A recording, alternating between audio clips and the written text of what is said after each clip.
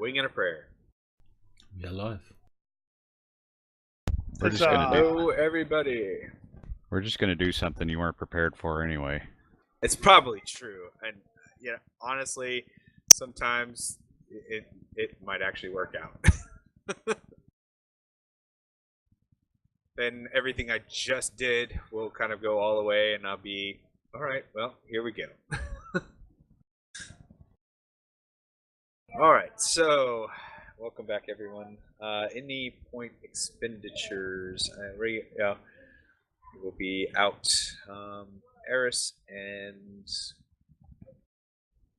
Armin.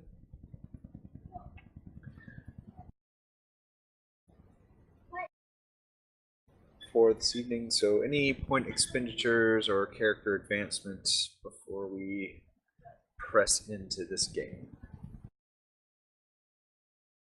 I'm good. I think I spent my points last week, but now I think did the same. Now my GCA character is different from my Fantasy Grounds character, and I hate that.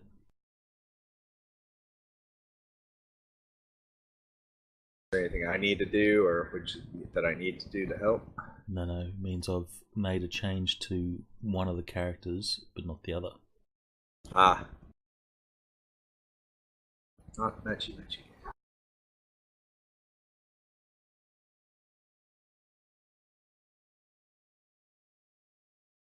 We should give a shout out to Bruno, who's joined us in the chat right from the start. Hey, Bruno. Hello, Bruno. Hey, all. Must be really bored. Have you guys used Jeremy Irons' face for anything in the past? It's a big galaxy. I don't believe so. Not that I remember.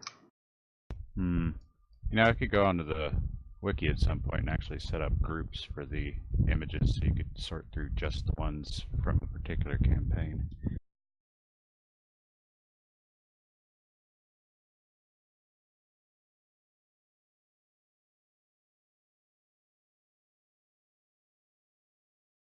So, we left the party with, hold on a second.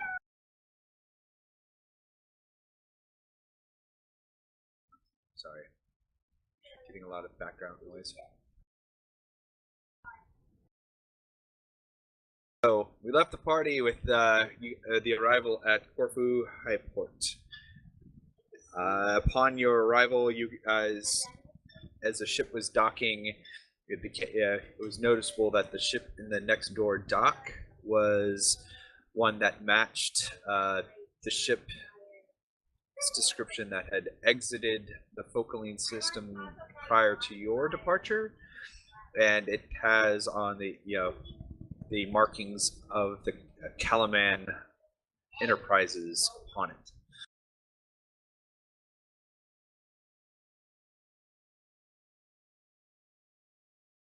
You are directed to the ship docks, lands, and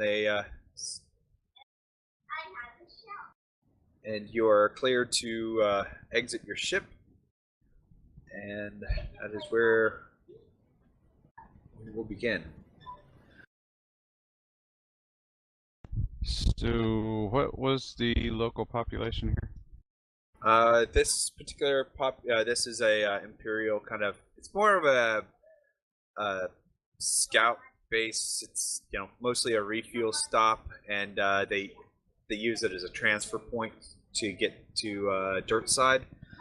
So it's rather thin pickings for equipment, re-equipment, etc. It is only I think it's a seaport. Well, I meant specifically the planet, but The population both are relevant. Let's see, Charlie was no shipbuilding.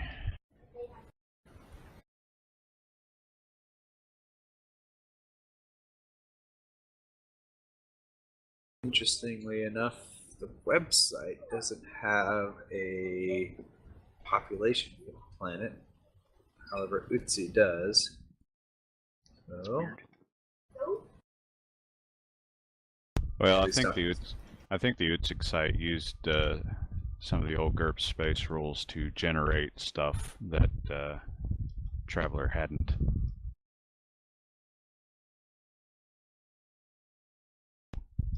So not Corfu. Okay, so Corfu planet is population 2 million on the planet. It is balkanized predominantly. You have about a 30% population of Vargar. In this particular case, part of that balkanization is you have a stronger imperial presence than you have like a small like Vargar nation state kind of thing, independent nation state that kind of does their own thing on the planet. And right now they're kind of at odds with the Imperials. The Imperial, what you've been able to study up on in your travel here is there is a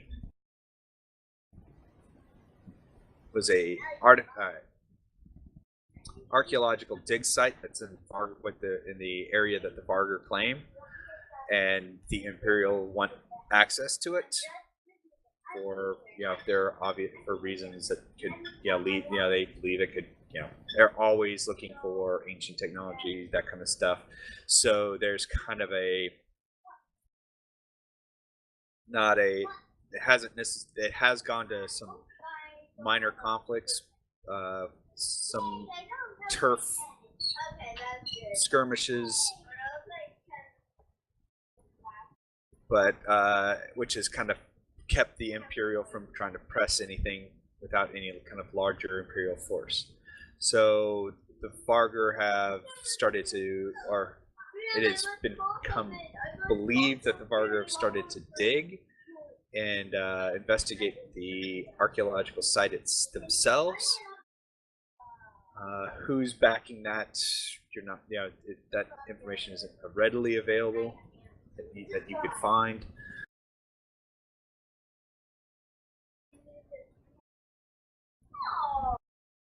You are warned at the starport. Some news is traveled to the Vargar hegemony, or whatever they call it. Region of the planet is both quasi-restricted. It's considered dangerous for Imperials because they kind of they're rather insular and xenophobic to some degree, mostly because they just think anyone there is an Imperial agent trying to get in on their stuff. Bitchy, perhaps?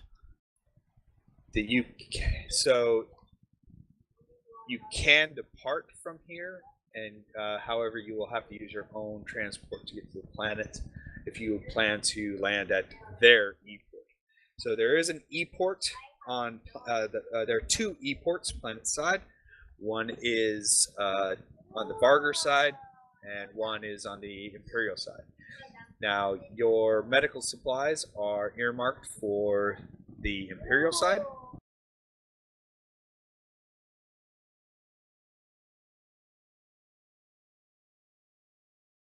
However, you can either try and charter a shuttle or launch to take that for you, or you can use your own shuttle launch to take it down yourselves.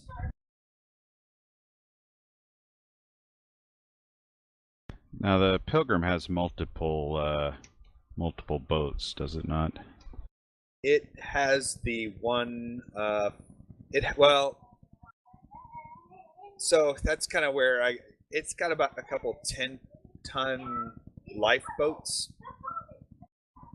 Is basically how they were kind of built when I kind of went in and hand built it, and then it has the it's a 40-ton. Okay. I never actually looked at those live pods that closely. I guess that's what they are. And a 40-ton, launch, I guess? Yeah, a Cutter. 40-ton launch. Yeah. Okay. Wherever the hell that is.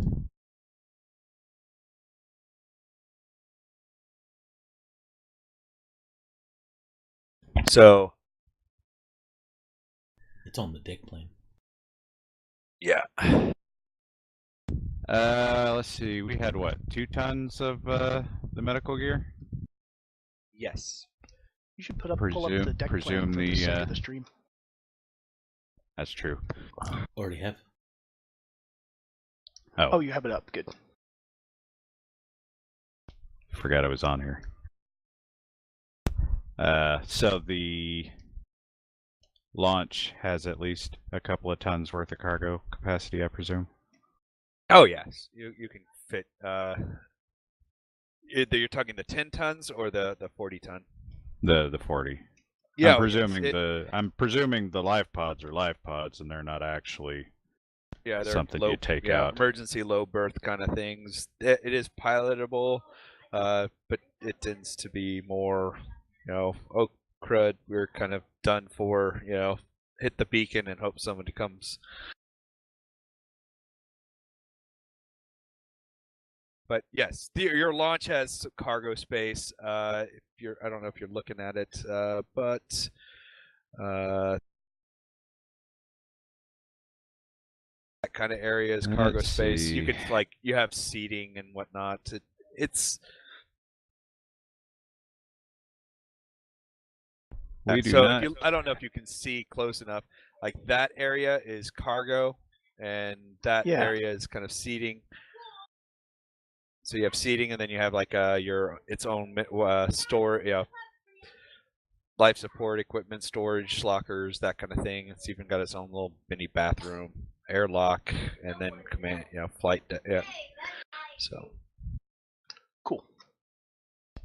All right. So question 1: do we have any business at the high port other than delivering this cargo? I'm presuming that's a no. Well, I guess refueling, but that's to be expected. Sicking Eddie on people to find out as much as we can about that ship that's over there. That's a good idea. So we're going to spend some time doing that. I'll go with him to keep him out of trouble. Is there any admin we're going to have to end up doing, paper pushing to get permission to go dirt side, or is this just go there and do it? The only what you can find is going and doing it. Your documents, your paperwork clear you to the Imperial dirt side port with your with the cargo. Now, did you guys take the passengers or just the cargo? I can't remember. I believe we did not take the passengers. passengers. Really? I thought we took whatever was there. I don't remember. I say Maybe we did. took them both. So okay, I mean that's fine. So your passengers will either they do kind of pay a little bit more if you take them down, or I mean the difference in pay they'll pay you, but the difference in pay will be less the cost of them shuttling themselves down.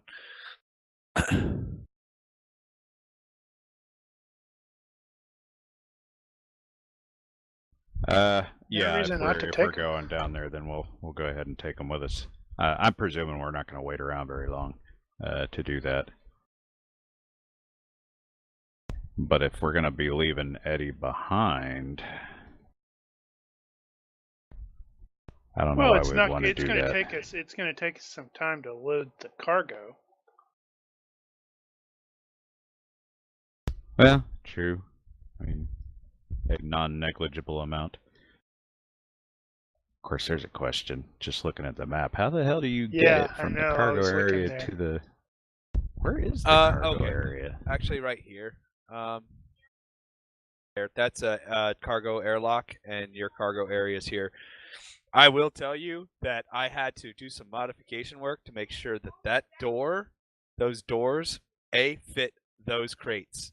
So the crates are those doors are scaled to get those crates out the doors and through and into the shuttle. I appreciate the amount of work you put into that. I know.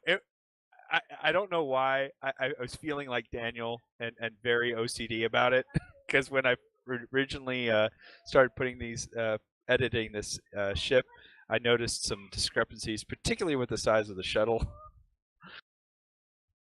because that's not the original shuttle that belongs to this image.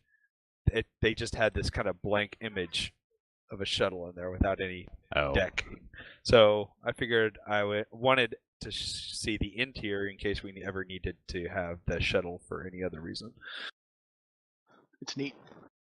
Okay, so we got some time to transfer cargo, at which point Eddie will go and beat the bushes, and then we will go dirt side as soon as we have clearance for that. Is there anything in specific that you want Eddie to find out? Well, I remember we originally were talking about flipping the security people here to help us instead of them, but since they're already here, that's no longer a thing. So we just want to see. I guess we just want to know the details of when they got here and where they've been and what they're doing. All right. Given that this port is so small, are there any other ships here other than that one? Right now, you saw like one or two using umbilicals, but they're mostly smaller ships. There is a launch bay that has like a few surface to planet kind of shuttles. It does look like a couple are empty.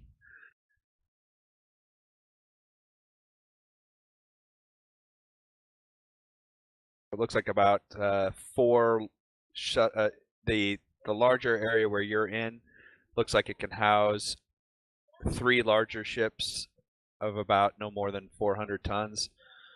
Then you have a smaller shuttle or launch and shuttle bay that's can accommodate probably about no more than 4 40-ton or less kind of craft.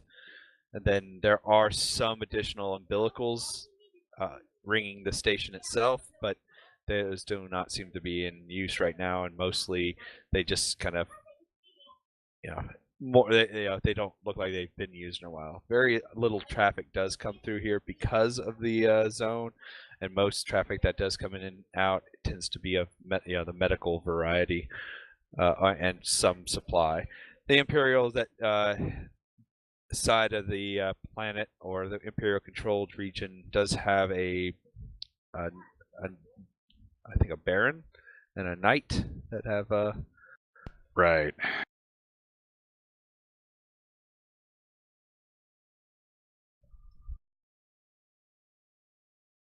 What's the name of their ship? It is out of named, curiosity. Actually.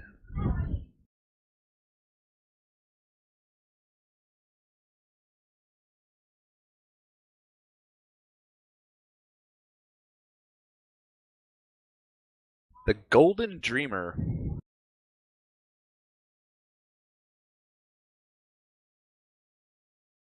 I hate those golden dreams.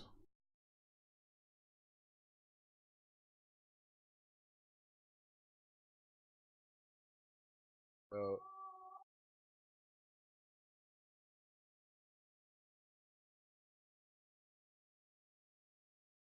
All right, so you're going to have moving your equipment into the cargo and whatnot.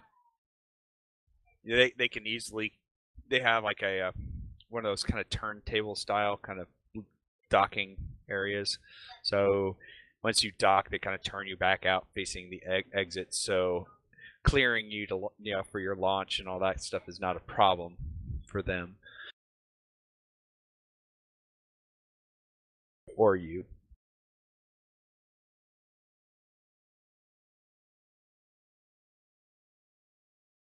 Does this high port have a promenade with shops and such?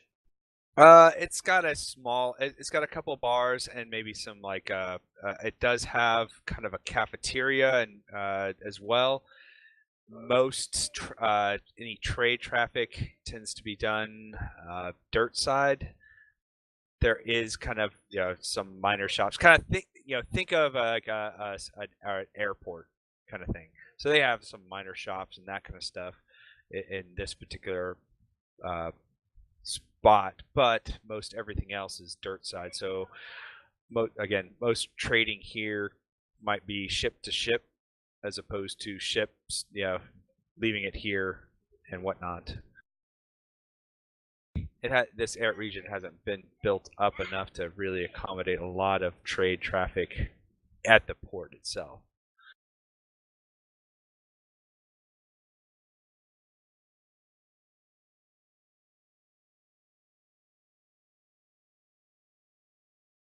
All right.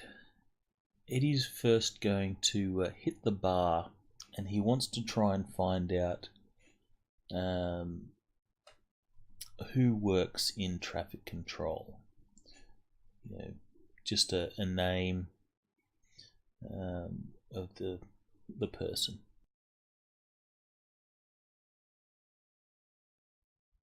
All right. Just give me a reaction roll. Eddie will do it via carousing. Oh, okie dokie. Remember that was you roll that and get the +2 instead of actually using it for influence. Right. Oh, nerds. +2.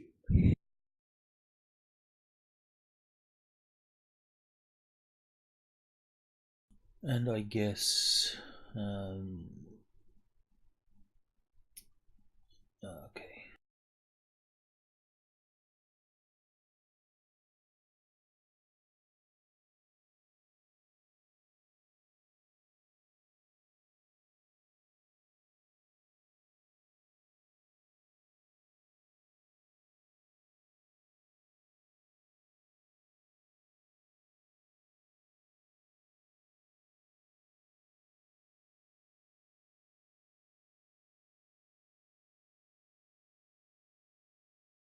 So very good.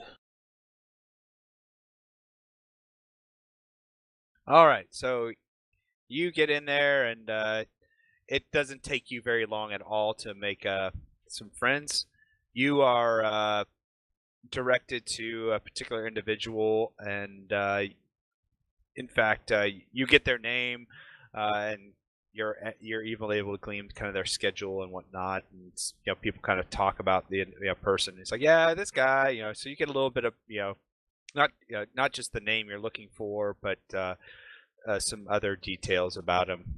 So Eddie's hoping for a woman. So if the people that are in flight control might be several people. So he's trying to get the name and some details of a woman that works there. Yep, you get some details of one of the women that that work in the control deck. In fact, you learn that she's probably going to be off shift in a little bit, and probably passing through here in a short while herself. All right. In that is case, anyone else with you while you're doing that? I think Buck was coming. Offered. Yeah, Buck offered to go just for. Okay.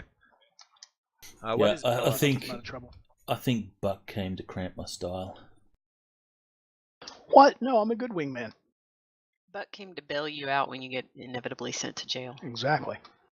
He's got his space armor on, so he can jump on the grenade. I don't know if you guys were able to find space armor yet. Yeah, we haven't looked for that. We just did Gauss rifles. Wait, why would the space armor have been a problem? That's like our general vac suits. We wouldn't have taken that down with us. If you had space armor that you took down with you, then you don't have it now. But I was under the assumption that you had brought it down with you, but if you didn't, then you still have it.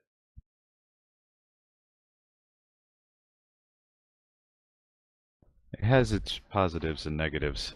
At least the space armor is most definitely climate controlled. Yeah, left it behind. That's the ticket.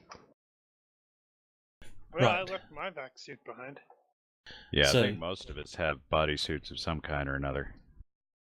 So when Eddie has a name, he's going to go to the florist or gift shop and buy some flowers and a card and write something corny in the card. From Secret Admirer.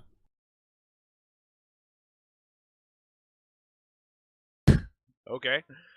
Then he's going to go to traffic control or the control building and go up to the counter and say that he has a delivery for Lisa Hayes. Okay. Who is 97 years old. That would be just my luck. That could be true, and she could look perfectly fine. I mean, what if she spent 80 years in a damn freezer? Nope. Or a couple 100,000 credits on modifications. We're in the ass end of nowhere. Anybody who can afford that isn't going to be here. Somebody who can afford that could have, come here for work. Or because they had nothing better to do. So he'll go up posing as the delivery person for these flowers and card for Lisa Hayes. All right. This is your problem, Eddie. You think that lying is attractive to girls.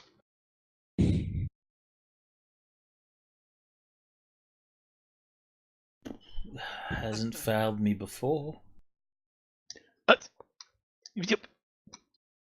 Now you're lying to me.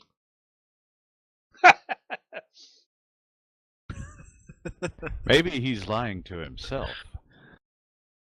Eddie will sort of give Buck a very sincere look and he'll say, "Me lie? I've got an honest face. Look, is this the face of someone that would lie?" Your face is the only part of you that looks like it wouldn't lie.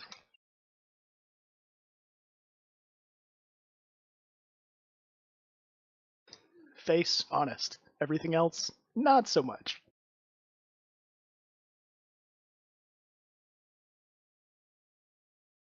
Eddie will just give Buck a smile and a wink, and it lets me work my magic. So you arrive, and a woman you ask for Lisa Hayes, and you're directed to a woman sitting with what looks like a couple other folks, at kind of one of those stools that's facing one of these exterior screens looking down at the planet. So it's her, one other female, and another gentleman. All right, so Eddie will go up to her, and he'll use his sex appeal to come up with a really smooth line, and he'll read that. That's basically what he's written in the card, and he'll read that to Lisa.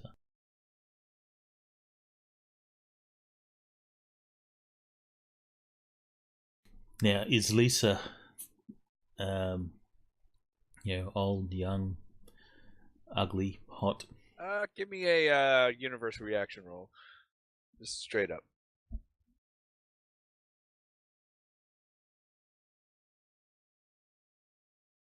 She's she's probably middle-aged woman. Doesn't, nothing that would set her apart too much from a lot of other people. Question for Eddie. Did you want me to like come over there with you, or am I going to stand by somewhere? Come along if they're cool with it.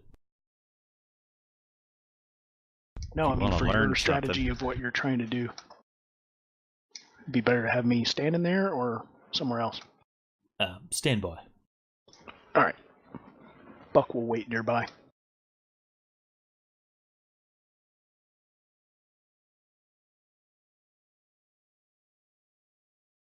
I'll do a sex appeal roll.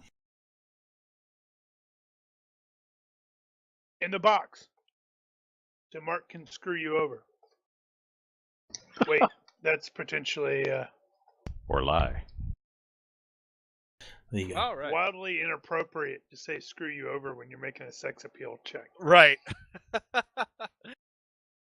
That's a win-win situation. So she's wildly impressed. It's like, oh, well, thank you, and it's like, and she kind of looks a little embarrassed by it all and whatnot, and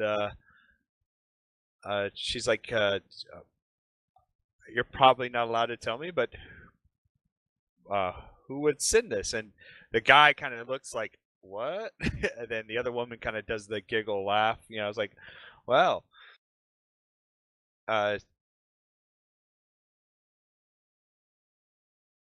does she have a ring on her finger or anything like that?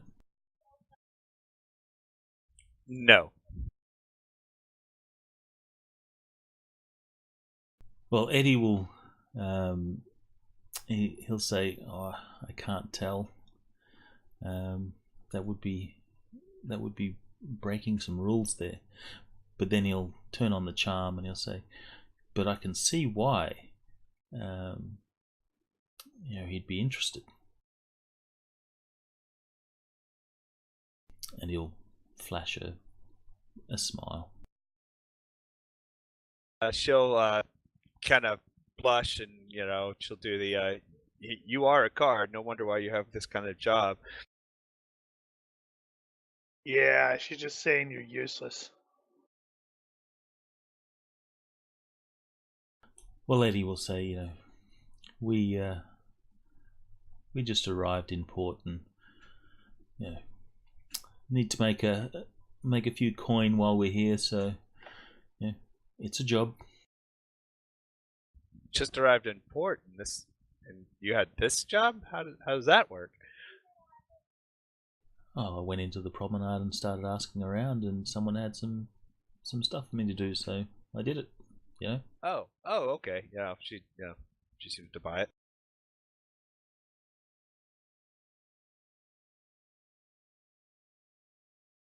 And then Eddie will sort of say, do you get much traffic coming through here? Not a lot. We just had a ship come in 2 days ago, but I think most of their crew, went dirt side.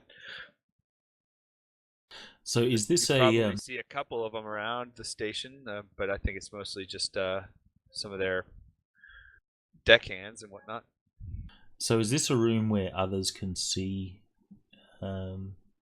Yes, it's kind of like an open bar kind of thing. If you think of like the one wall kind of has like a curve, open view port towards the planet. Then you have like a bar in the middle. And you have seats kind of along the edges and center. Doors, some just random, music just playing. Mostly kind of Muzaki like. Did we have any details of the ship that we're trying to get some information on? I don't know that we ever did. Or at least the players never did. Not. You don't have any like specific details, no. So then Eddie will say, so what sort of stuff happens here? This is all really interesting. Well, what is it you do? Yes, they all kind of engage in conversation with you. You get the idea that mostly, for the last things have picked up a little bit since it's gone from an amber zone to a or gone from a red zone. Yeah, red to an amber zone, but mostly just a lot of medical staff that comes through. Some traders come through, but a lot, just kind of swing through, get their clearances and head planet side. There's the ever-present, puckering. Our butts kind of pucker a little bit whenever Varger come through, but for the most part, they're content to just, go, run their clearance or with they're mostly Imperial. Imperial dysphorid. What is it? Accents. They belong to the Imperium, and they just they land and hang out with their own kind on their side of the line. Few people really come through the port. Just mostly those that are just wanting to avoid any kind of contact with any of the Corfu Claw, but even that, meds are available. I mean, they say in the next, short, couple of years, it's going to be completely eradicated planet side. I would warn you though, if you're planning on going dirt side, stay to the Imperial side. For whatever reason, they're not the most friendly with us, Imperials.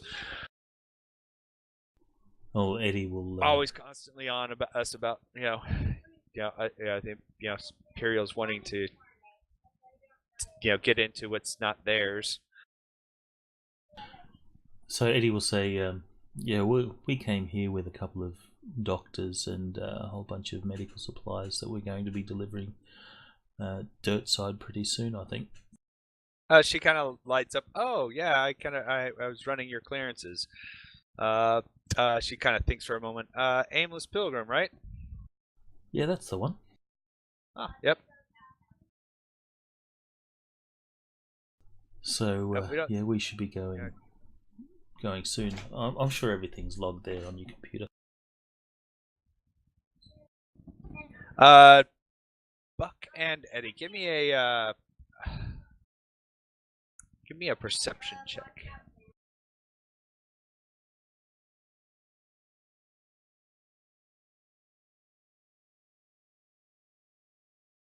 All right. As you guys are kind of leaving, and just before you kind of turn and head away, you see what looks like a couple folks kind of walking down towards the bar, and they don't see you, but they kind of wear the uniform that seems to match that with like a large K kind of runs down from their top down, and one looks like a familiar Varger that you've seen before. And success by 3. You're pretty certain you've seen him on Focaline. Again, they kind of seem to be talking with themselves, not noticing you guys, and they kind of turn and walk into the bar and sit down. Now, you mean recognize them specifically? Like that's one of the ones that attacked us, or? You recall when you guys were kind of being held at gunpoint in front of Bryn and Terran, and at the point when Hal was shot, there was a Varger present at the time.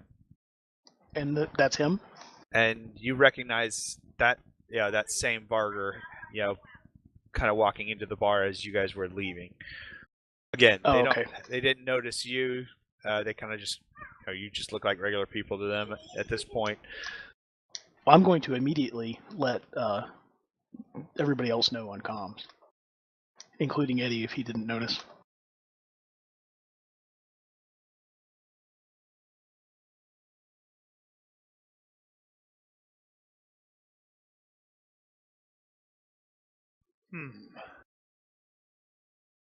Follow them. That Varger who was drawing down on us is here.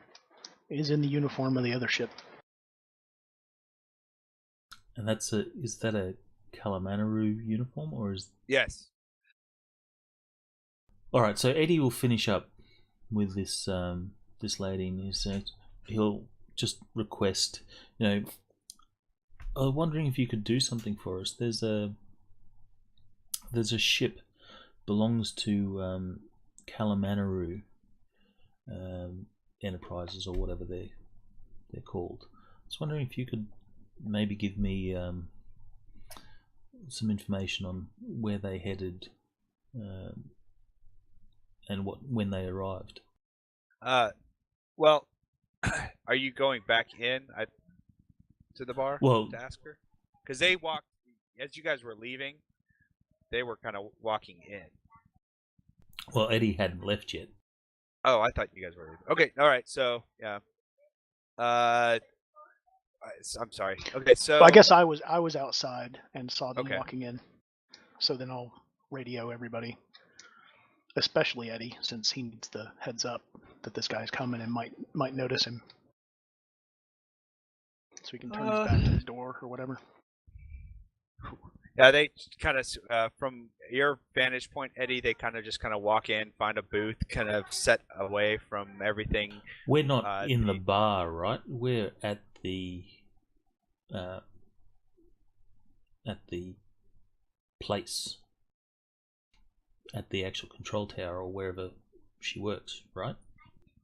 No, I thought you were meeting her at the bar where they told you that's where she was going to be. That's what I got. Okay. I was thinking that we were actually at the place of work. Oh yeah, no, they would have restricted your access to that for sure. Eddie would have worked with that. I'm just a delivery guy.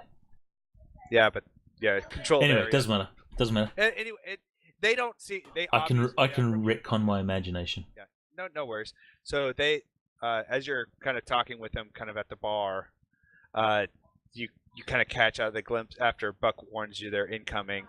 You watch them kind of sit down. The Varger is facing away from you, very obviously not paying attention to anyone else in the bar in whatever conversation with the other individual. You don't recognize the other individual.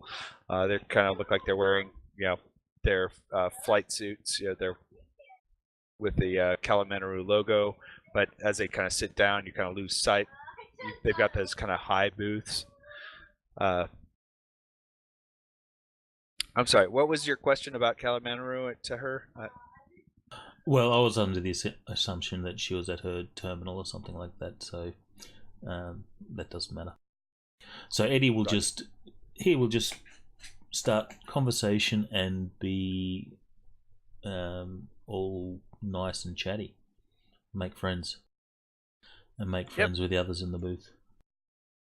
He will order some rounds of drinks and some table snacks, and just be the dude. The dude abides. But his intentions are to eventually ask them, if they could look up some information for him, and that's on Kalamanaru and their movements and such. He would much appreciate it.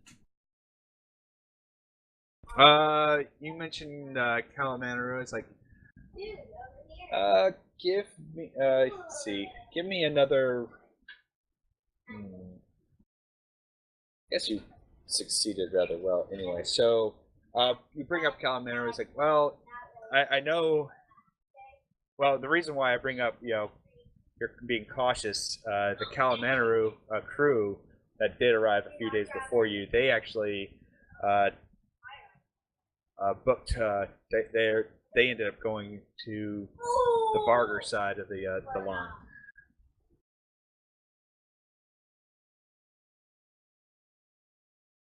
Did they log any details about that? Like what their intentions were? Well, I don't have my terminal, but I don't recall necessarily what their reasoning were. Did sign their appropriate waivers, so and they were checked for. They were inspected for arms trading, rather than whatever they probably took with them. They didn't have like caches of guns or anything illegal or contraband that that I'm aware of.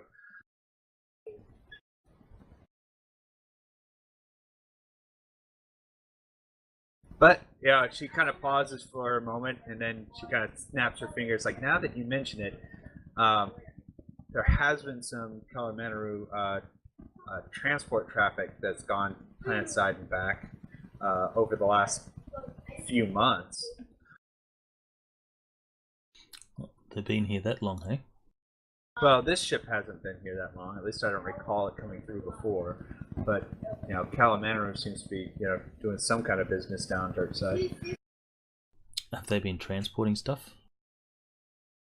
Nothing contraband that I'm aware of. No one, at least nothing that I've been informed of. So what they're doing, doesn't seem to be. It seems to be at least above board as far as the Imperial patrol boats and Imperial inspectors seem to care. Weapons trading is highly restricted, and you could, most people, on the bad side of the Imperium, right, real quick. Especially if it was found that somebody was trying to instigate any kind of rebellion between, or any further hostilities between the Vargar and the Imperial nations.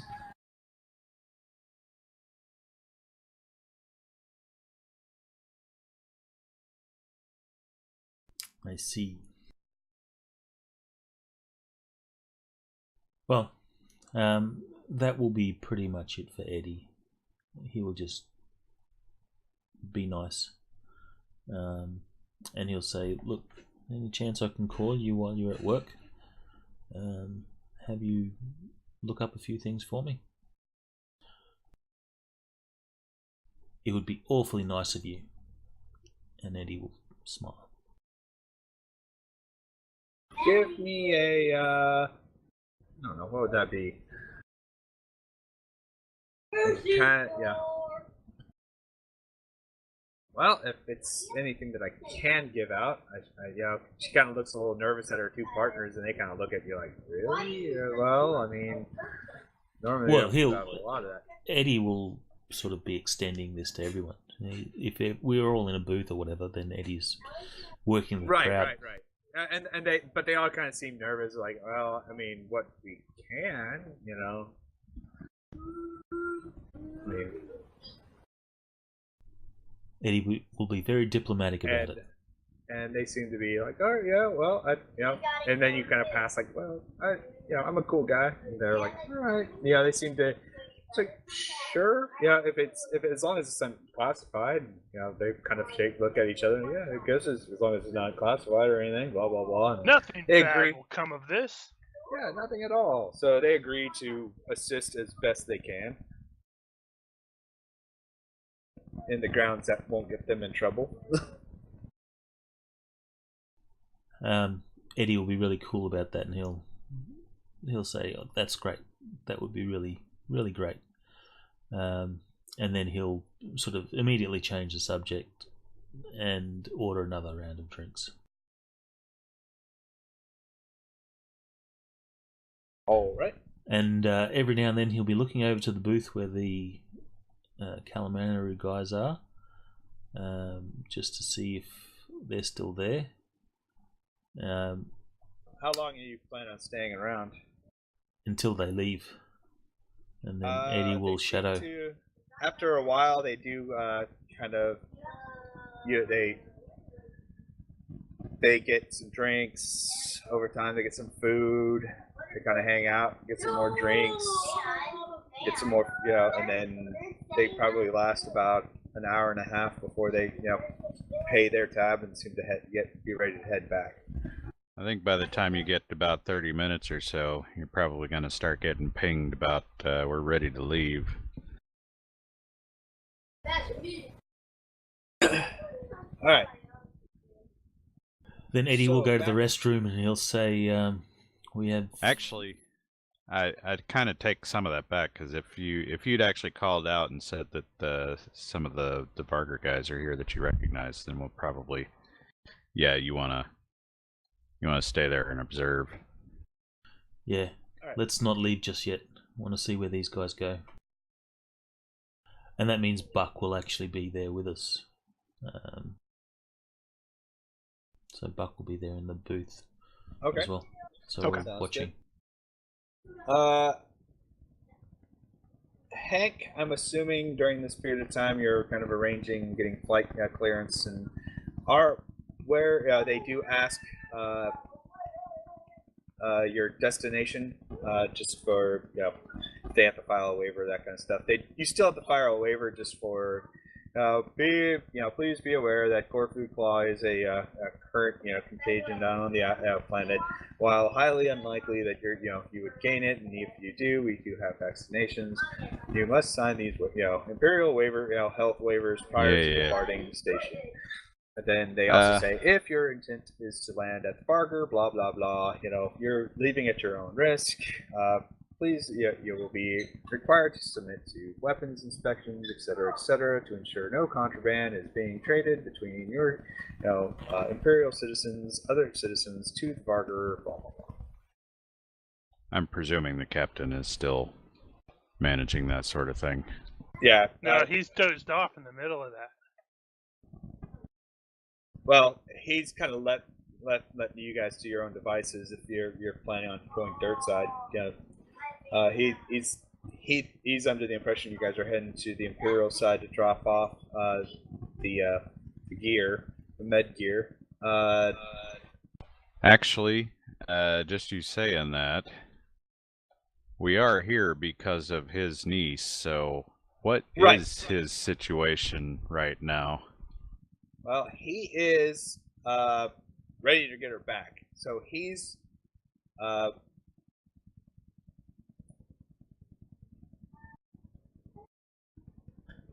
I don't know. Probably the best.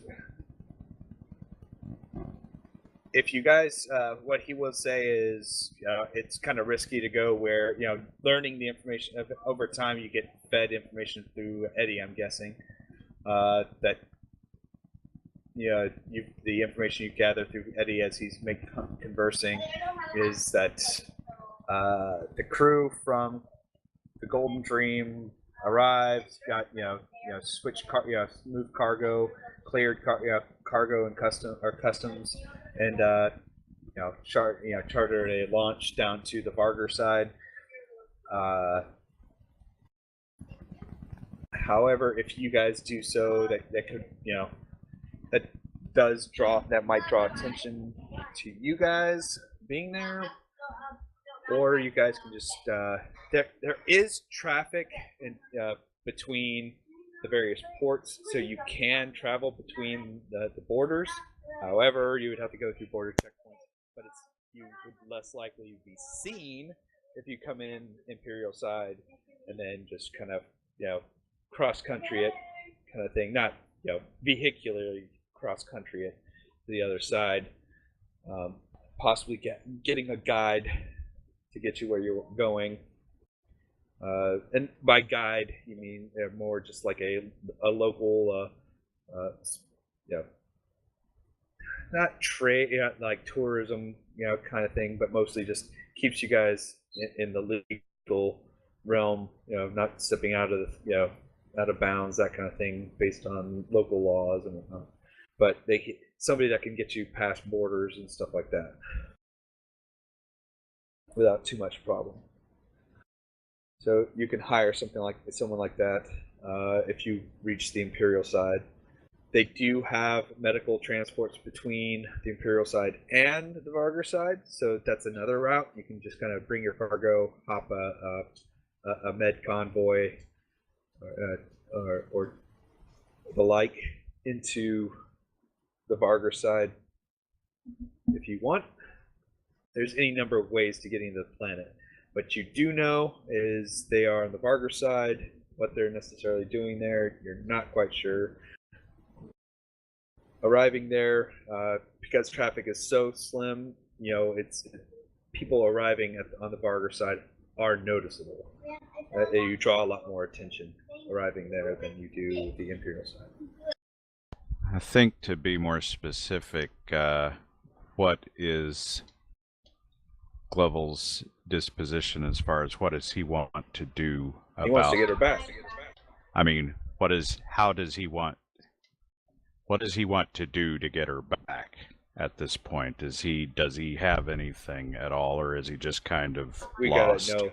Well, he doesn't know if she's on the ship there, or if she's planet side. So investigating, the planet side is probably going to gain you.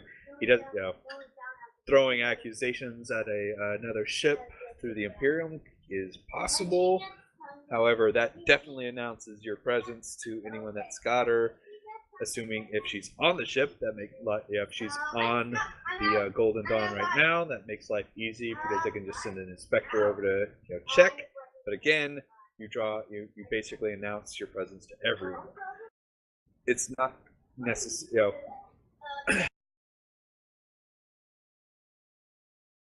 Right now, Okay.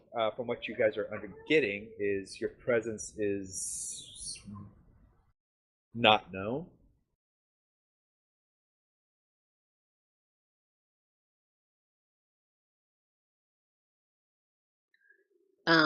So here is a question, and I guess this is more for the electronic-y type people.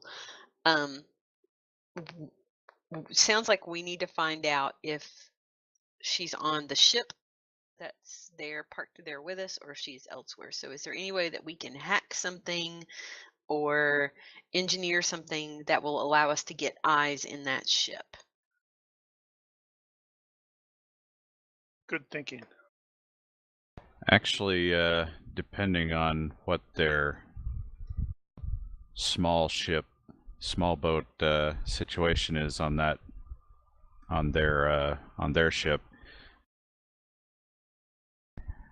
they might have had to come into the starport with her. There's a good chance that the people that Eddie's talking to will be able to get manifests, because they would have had to have manifests and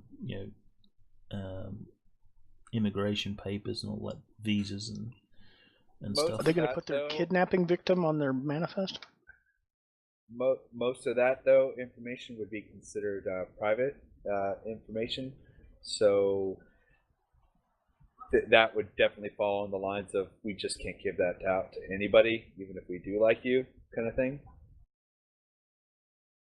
Well, I think as far as strategy goes at this point, that probably is the first thing we should do, is try to determine whether or not she is either on the ship now or has been seen on the station leaving it.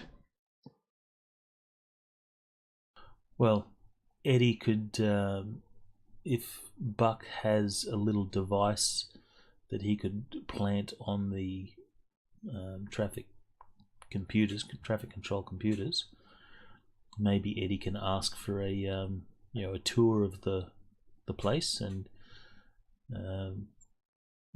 choose a moment to plug it in.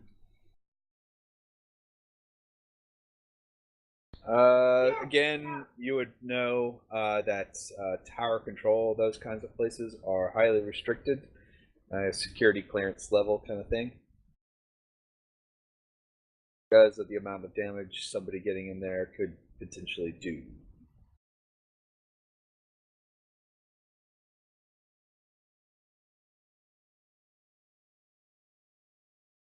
So that probably won't necessarily work. Even if they wanted to get you in there, it would be, you'd run into all kinds of security folks that would deny you access. How big is the starport? It's not very big. The starport command deck there's probably one deck above the starport crew living quarters, and then down below they have employees. Employees are 20.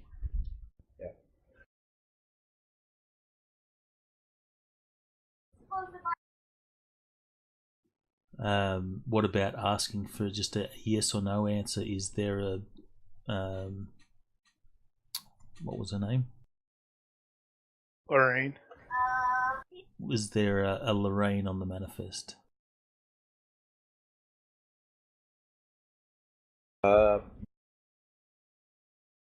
See, what I'm kind of thinking is, I don't know if they would be comfortable giving you that information. If Yeah, they I could don't think yeah, so. because that again, that's like asking it could be considered proprietary information unless you have like a warrant kind of thing to ask. Eddie did get a very good reaction. Correct, and they gave you probably a lot of information already that they're generally not normally able to talk about.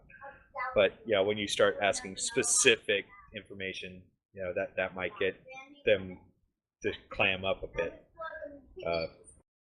So most of the information you were able to get was just out of drawing out information, that kind of thing, and they would know that information off the top of their head. That would definitely be information they have to go back and check on, which again, pulling information out of somebody while drinking is one thing.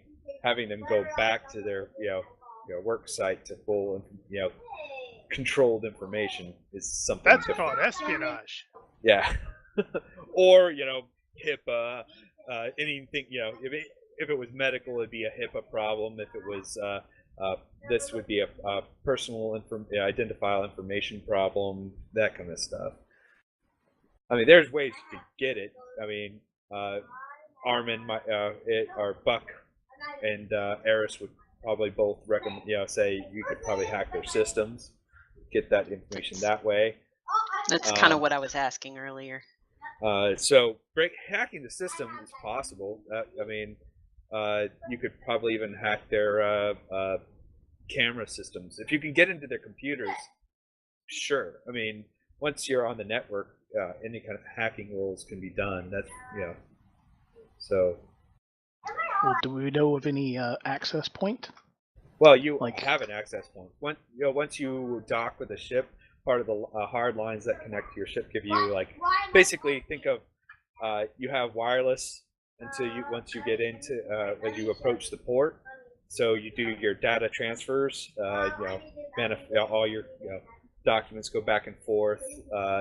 Any electronic mail was destined to the station from the prior port that was logged there or stored, kind of was probably transferred already. That kind of stuff. And you had like a wireless. Once you arrive at port, they hardline you in for higher data speeds. Okay, good. So we can hack into their ship through the hard line that they're hooked up to. However, I don't want to do it from our ship. I want to find some other place in the station. You could think of it as like a guest internet. So they have like a guest wireless. So all your hand terminals, all that kind of stuff is available. You would have to. Do they? They may have. I don't think they have any like internet cafes. It's just kind of like your hand terminal is kind of everyone's personal little mini computer. So well, but is there like a lounge? Buck isn't exactly new to the whole hacking thing, so it's not out of the question. Buck, you would have done this before on other. What I'm saying is he probably has the ability to spoof the IP. Right, absolutely. So but if I critically fail, I get traced. That's on hacking. Well, that's gonna be the case anyway. Either way. Yeah, but I'd rather get traced to some place in the station that I've Well, you could isn't our ship. I mean, you could hang out in some of the common areas and do it. And okay. That's fine. That's what I'll do. The thing about the common areas though is they're common and people could be walking by, kind of stuff. But most people tend to unless they're just, hey, what's that guy doing? Looking all shadowy in the corner with his computer. Why is the room spinning around him? And strange techno beat music going on. Oh crap! He's hacking. That dude's totally hacking. Now I think it normally takes an hour, and when we did this before, I took a lot of extra time. But we may not want to take extra time in this situation because things could change. They could leave or. Well, and we got passengers waiting to get dirt side too. Okay, I mean, so I'll just do the normal 1 hour attempt. Okay. Are you? And I'm assuming you're probably going to They probably do have probably a small couple the Japanese coffin hotels kind of thing. Oh, okay, great, perfect. That's exactly what I want. And I will. You want me to make it in the box, or? Yes, please. So yeah, I would start with a computer hacking. Oh, hell yeah. You are totally, you're like, wow, somebody totally had the password, password. The admin password is password. Yeah, it's, with the @ character and the 0 for the O. They thought, with an exclamation point. They thought they were so smart by putting special characters and numbers. But, So you find yourself quite easily into the system, and you're pretty certain that, let's see. Yeah, you're like, wow, okay. So what is Buck looking for particularly? In fact, he's the looking success for as high as yours, it takes you about half the time. I'm looking to get into the Golden Dreamers system, of course, and I want to find out. Okay, you're going for their system? Yes. Okay, so you're gonna have to, I want another hacking roll for that, because you're into the computer. You're like full. You have access to everything the station has. So okay, the only thing I'll you come can't back to do that. is like So if you want to go to their ship, I'll need a second hacking roll. Yeah, and there may be other stuff I want to do in the station. In fact, there will be, but I'm most interested in whether Lorraine is on that ship. Okay, so you hack the system. Doesn't take you much time, and now you're going to hack. Okay. So you get in, you have access, and you're going for theirs. All right.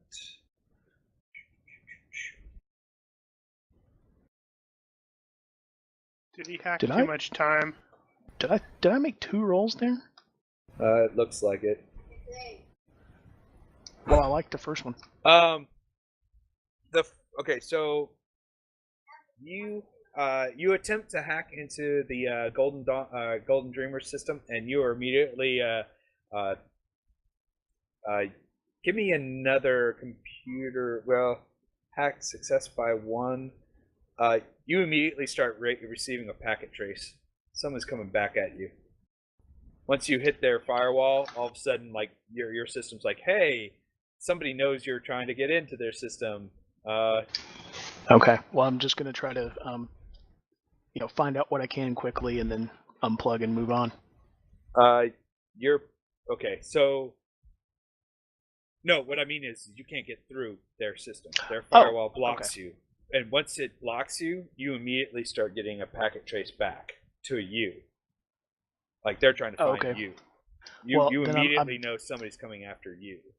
Well, the next step will be to block that then, or prevent that. Okay. Is that also a hacking roll? Let me. Sure, we'll just use that. You feel like you're in a hacking fight.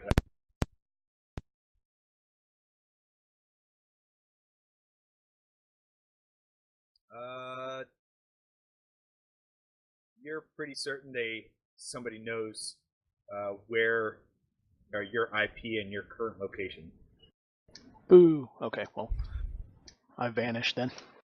All right, so you disconnect. Yep. All right, so you're kind of sitting there going, "Uh-oh." Guys? Well, yeah, and I leave, of course. That was the whole point of not doing it from the ship, is so that if I got traced, I could just walk away. Okay, so yeah, just to give you kind of all right, so you quickly pack your computer and you start to bounce. Anyone who's at the ship or anywhere near the I think Hank and Ella are still going to be there. Yep.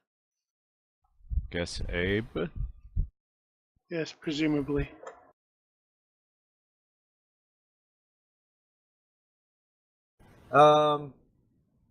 You catch a couple folks. Who's on watch right now? I'll say Ella. It just happens to be your flight deck watch while you're kind of doing, and because she's playing with plastic dinosaurs apparently. And you notice from the port side of the Golden Dreamer, a couple people kind of hop out, leave the ship, move up to security. What they look like, they flag a security guard, and they make some talk, and they kind of you see somebody like talk on a radio or talk on comms, and then there's some kind of tension, and then they walk back. Security kind of he gives them that calm down, and the Kalamanaru crew kind of goes back to their ship. And Buck, as you're leaving and kind of walking back through the port, a couple of security guards kind of start heading towards the you kind of pass a couple of security guards heading directly to the bar area. To the bar where you were, or the common area where you were sitting. Oh, okay, gotcha. You should flag them down and tell them somebody's hacking your computer. That is a terrible idea. I draw zero attention to myself. I just keep walking.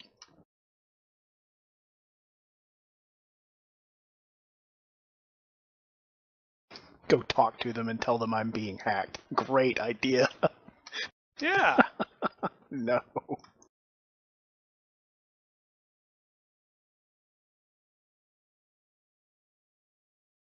So, right. So you eventually make it back to the ship. No one seems to accost you. All right, good. Well, I report that I was able to hack into the station's system, and which means that it'll be easier to get back in next time. But that I was not able to get onto the ship, and that I got detected, so I had to stop when I started to hack the Golden Dreamer. So we'll need to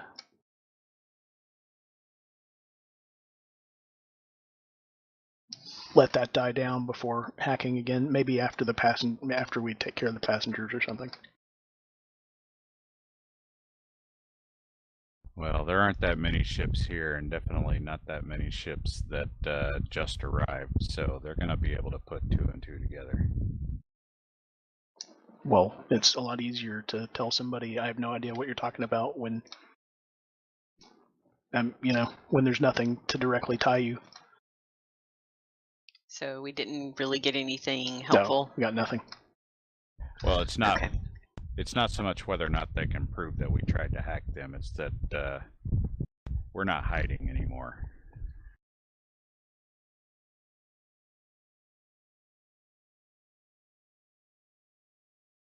They know somebody just tried to hack their system. Yeah, is basically what it is. So, at least whoever on the ship does. Okay. Mark, I was just looking at social engineering. Okay. On page 28, requests for information. Okay. I assume this would be a professional inclination, so it's a -2 or -2 to -4 if it involves keeping secrets, e.g. confidential business information, official secrets, or privileged communications. Sounds appropriate, yeah. So probably a -4 at least. So that's on the reaction roll. So I rolled a 17, was it? Yeah, and you also put the smooth operator on there, which should not have been there. Yeah, it should. No, you don't get that automatically. You get that for influence rolls or reaction rolls. No. Yeah, and no. GCA automatically adds that. Yeah, I think it's kind of like talent. That talent, that bonus you get from the talent is if they are also smooth operators and they recognize your talent.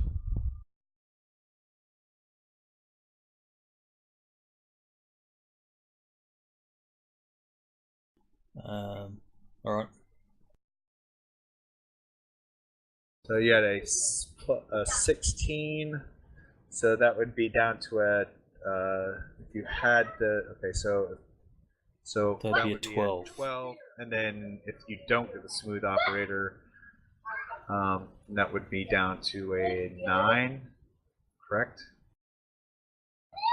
Well, you got all the information that you got, but they are you're pretty certain asking them or that kind of, they don't seem to be necessarily inclined to give up any kind of classified information or restricted information.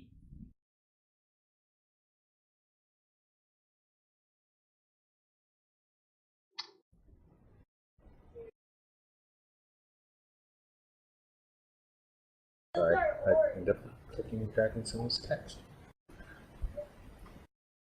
All right. Well, there's ways of social engineering information out of people, but you have to pretend to be somebody that knows someone in there. Yeah, and I totally get the whole as being able to get people to draw out information out of them was what you were able to do based on just talking with them and whatnot. But again, that wouldn't be information. If they had known manifest stuff right off the top of their head, I could easily see them easily dragging that information out of them under the circumstances. But they're not going to remember what's on manifest logs or anything like that. They just would know, hey, yeah, they came in, there was a few of them, they left. Names, do you remember what the list of names that came across your desk 4 days ago? They could get that information, but then that also into that, back into that. Wait, I shouldn't be giving this information out, even if the guy was like cool. This is my job. In that case, Eddie is going to work a little longer, targeting Lisa and requesting a date, and he'll work a little harder if we haven't got the information that we need. So it might take time, people. All right. I guess in the meantime, while we wait on the original hacking attempt to die down, we can plan on at least getting back into the station and getting the manifest. Is that feasible? Yeah, well, why didn't that's what I would have thought that Buck would have targeted firsthand. Well, you should have been more specific. I thought I was trying to get into the security systems of the ship and look and see what they have. I didn't actually think of trying to hack through the local net into their ship. I just figured to get into the station records, specifically security camera feeds and that sort of thing. Okay, well, we can let the hubbub die down, and then Buck can use his admin password to get back in and look up all that stuff. Well, Buck, one thing you will know is you can get back in, but your window is probably going to get smaller and smaller given any kind of time, because the ease in which you did will probably be investigated, especially if a hacking attempt from the station was caught, and you would probably estimate that somebody in IT is probably being informed right now that there was a hacking attempt from the station to a ship, and they're not sure. So those kinds of classified, or those hacking incidents are probably being announced now. And actually, by IT, you mean that guy over there? Yeah. So you're probably the ease in which you did will probably not be as easy the next time unless you act quickly. However, one of the guys that's at the table with Eddie is going to get a chime because he's the IT guy. And what the other issue that you're going to have a problem with is, well, I'm assuming that this occurred after the Eddie kind of thing. Is all it would take is they knew the hack attempt came from a certain area, from a certain IP gate or router switch. So they would sling video to that area and see you sitting there. So you figure I thought you said I got a coffin hotel. Well, again, they would know that it would go to the Coffin Hotel, but you were probably one of the few people in the Coffin Hotel. So you're going to have to blow out the video.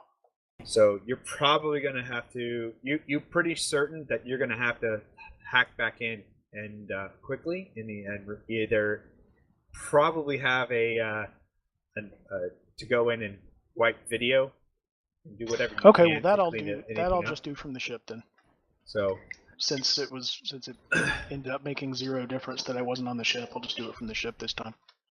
Okay. The only problem with that you recognize is if you get caught again, they'll directly trace it to the ship. Yeah, but you see, if I get caught again, I also won't erase the video, so I'm screwed either way. That's why it actually didn't matter whether I did it from the ship or not. Correct. So.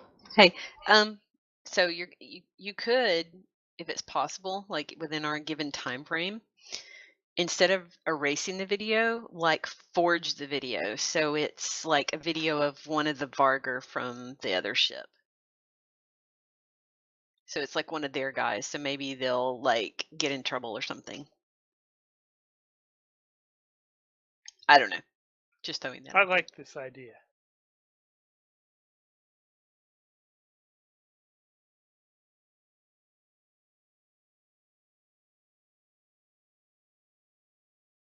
All right. So go ahead and throw me another hacking attempt. Go ahead and I'll give you a +2 because you know the back door. Actually, I'll just let you in. You use the same means for now. Give me the roll anyway to see how. I'll give you like a +2 to your roll, but just throw it in. That's all. I don't really care. Okay, yeah, you're easily in. The back door is still open. However, you do recognize that there might be other traces going on, but right now you are a ghost. Okay, well that what I want to fix is the evidence that I left behind before. Give me computer programming, and actually give me a sensors roll. Oh, and okay. If you want, and then if you make the sensors roll, you get a bonus to programming. Well, I made the programming by 3, so. Okay. Do you want the sensors anyway? Up to you how much of a margin of success you want.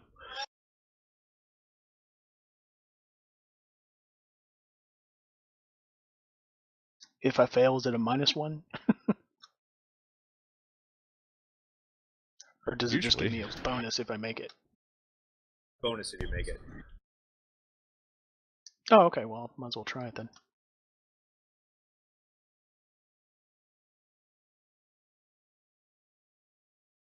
Nope, right. No bonus. Alright. Okay.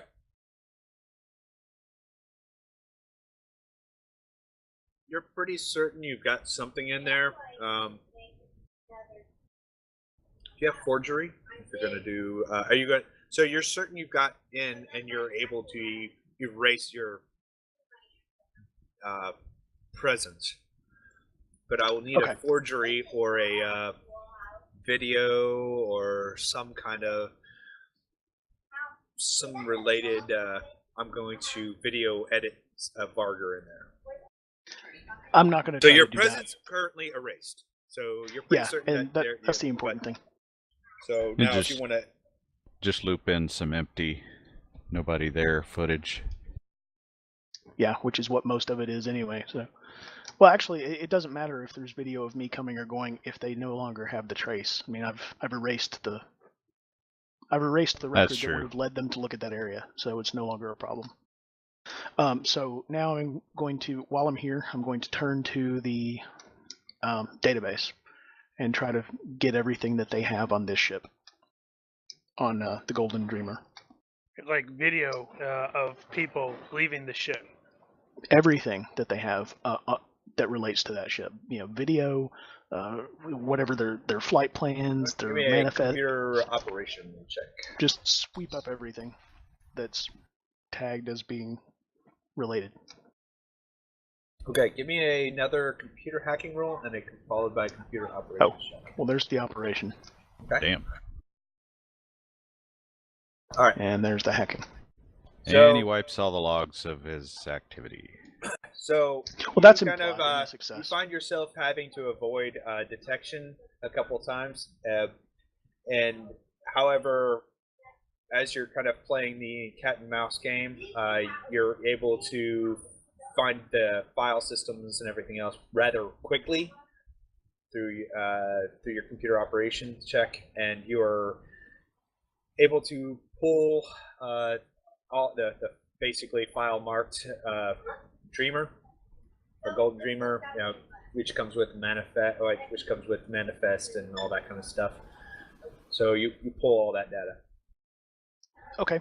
Once I have it all, I mean, I'm not going to like stay logged in and while I'm looking at it.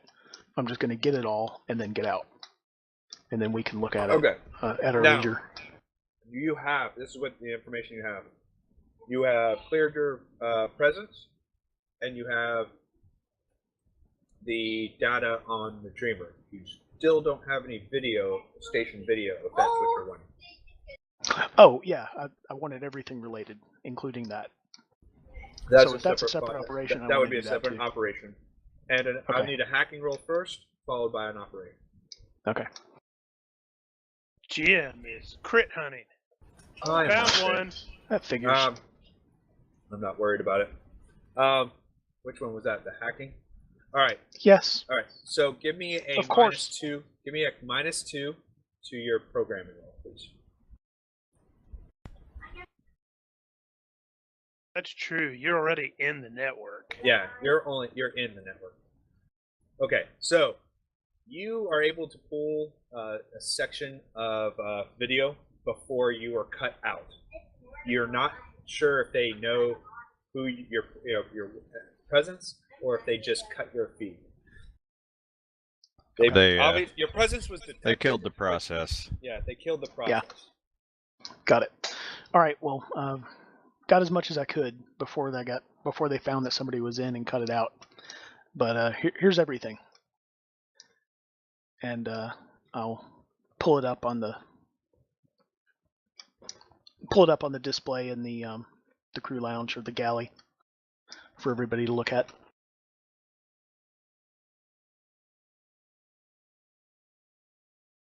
I don't know why it is. We come into these starports and suddenly Buck knows things. This is only the second time it's happened. That's what he does. He drinks and he knows things.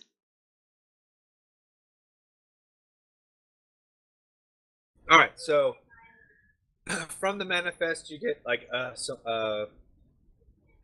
crew list, some names, but the ones that pop out to you are Bryn and Taryn. There are a couple of Vargar names as well, but it looks like their log has them here as survey crew under contract with the Vargar for some work on the Vargar side of the line. There's no mention of a Lorraine. Does it actually ID the company that they're surveying for? Calaman Enterprises. So there's a local Vargar office. Or they seem to be connected to some kind of work that Calaman is doing down on the planet with the Vargar. So not necessarily an office, but some kind of contract work or something like that Calaman Enterprises has been hired to do regarding some kind of survey and surveying, digging, that kind of thing. Oh, not hired by someone here, hired to do something here. Correct. Gotcha. They are identified as being transporting expeditionary gear, that kind of stuff, foodstuffs and the like to the dirt side, and they list Give me a computer operations or programming, whichever you think is best. For what? Actually, give me a forgery roll. That's probably better.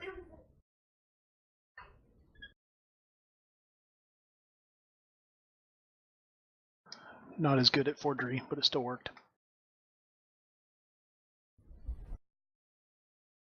Is your perception any better? Yeah, 13. Oh, yeah.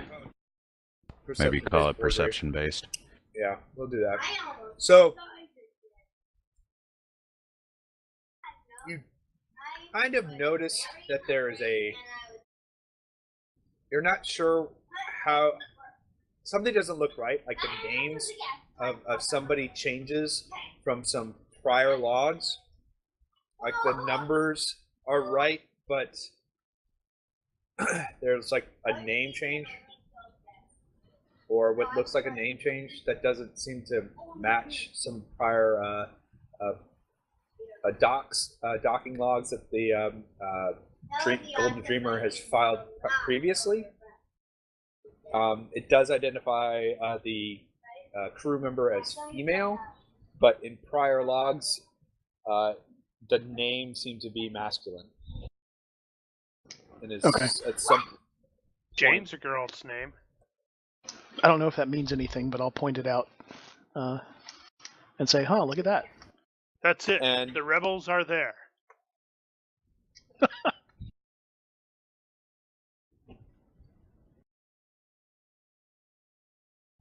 Your video that you feed, the video feed that you've pulled,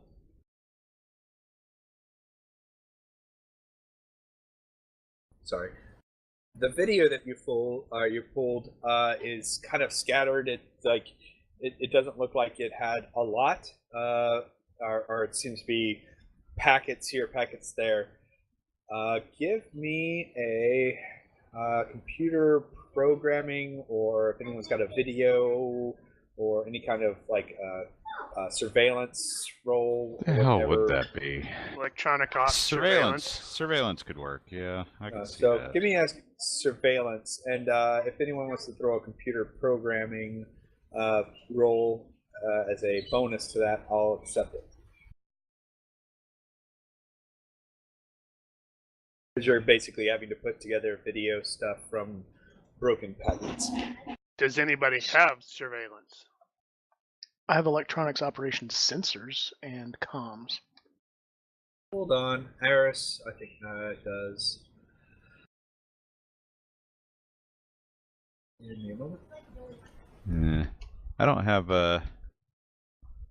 have surveillance, but I have security. Oh, that sounds right. Sounds applicable. Find Eris. Well, I'll throw it out there if you need it. If it works, it works. Well, I don't have it at all, so. Yeah, that's not medical, so.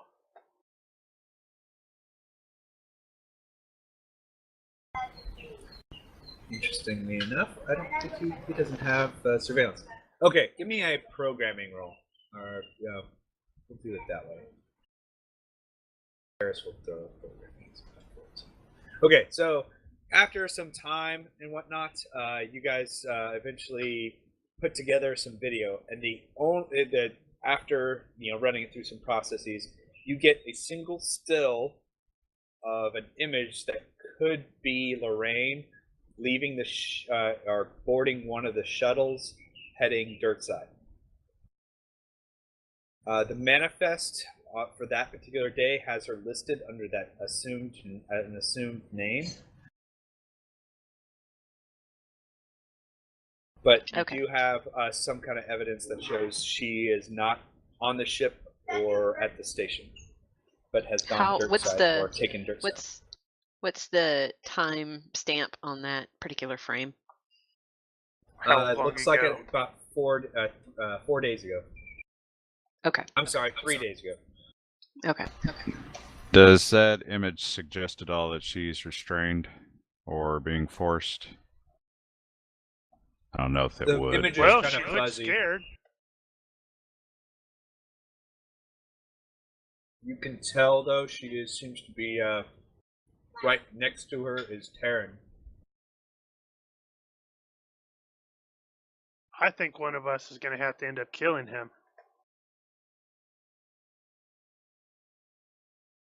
It seems certain to me.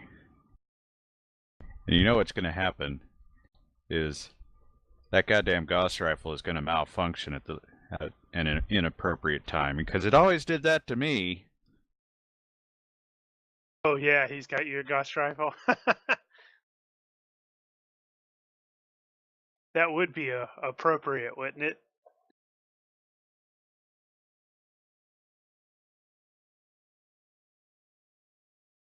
All right, so it sounds like we are pretty much ready to wrap up now and start planning for a trip to the planet. Yeah. Did we want to follow the guys in the bar? They eventually okay. they Another question. Do these transit shuttles have regular berths here? That is, does the same shuttle dock at the same place all the time? only one seems to be the station's shuttle. Okay, others because seem to go from planet side to dirt side. Sometimes charter. Yeah, there seems to be a couple of charters that regularly make runs between the two different ports. It looks like theirs was a private shuttle that was under the Kalamanaru. That's a Kalamanaru shuttle. So it arrived at the station a couple of days, or they arrived at the station. The next day, the shuttle arrived to take them off station. Okay. Or they arrived, took a couple of days, and then they were picked up and dropped, taken down by another Kalamanaru shuttle. Therefore, it is not someone that works here that we could go show a picture to and find out if they recognize her. Correct. Very well.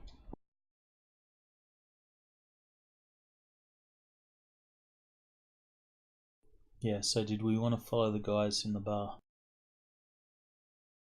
The guys in the bar end up going, go back to the ship. Yeah, there's not a whole lot of places to go here. Yeah, they kind of been stretching their legs, getting something to eat, and then head back.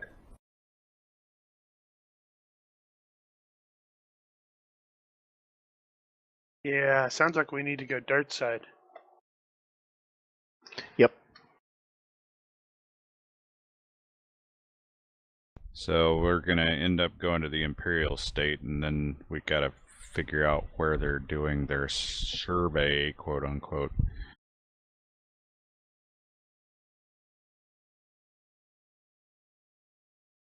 Too bad Sai's not here. Yeah.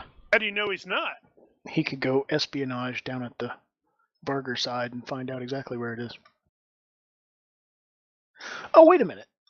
It should be actually not that hard to find out where it is. Everybody knows where it is. They've been fighting over it. Well, it's an archaeological true. site. Potentially. Yeah, so that actually might not be that hard. We might be able to find out here. You could get checking the station's library data. Well, getting yeah, there's the that too. site, pulling the site information is actually not difficult. It is you find it. You're able to pull kind of some information about it. It seems to, it was found a year ago or so, and the digging was. That's when most of the conflict started happening over who gets the rights to dig it. It looks like a contract was made with ding ding ding Kalamanaru Enterprises to work for what looks like the Vargar government. to provide archaeological services to the Vargar nation. And we have a winner.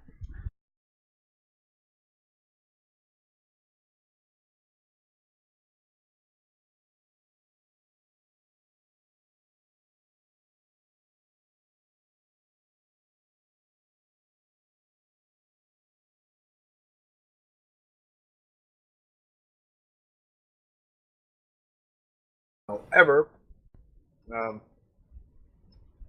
it is considered a restricted area for Imperial nationals, as unless you have like a really good reason to be there or cleared by the Vargar. What is the site like? Is it remote? It is a remote site. Actually, hold on, give me 1 second. You can pull up.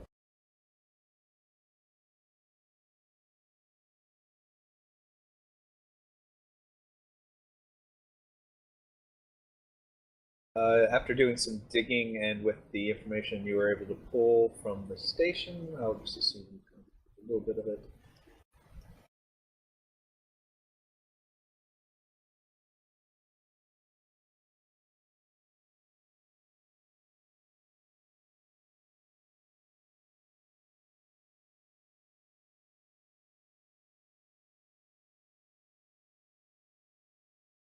So it's out in the middle of the desert.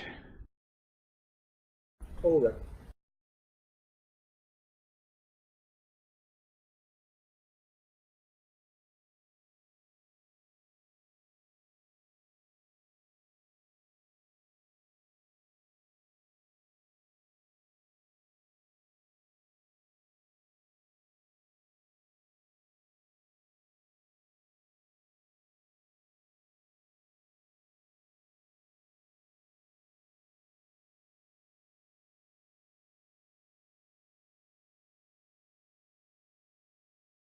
So you kind of get an idea that the it was so the Vargar starport or E-port was there.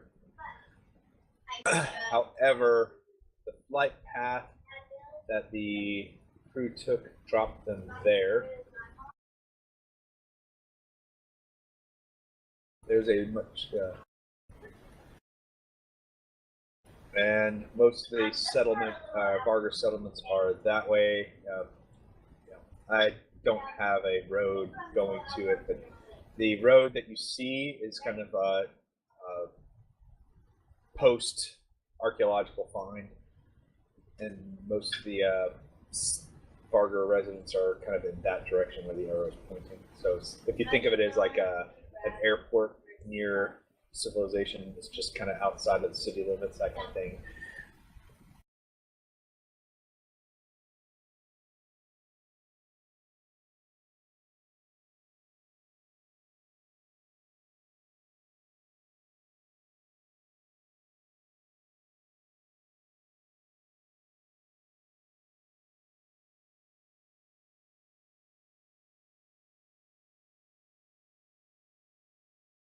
All right. So, how about we take a quick 5-minute break, and Righto. We will. Seems reasonable.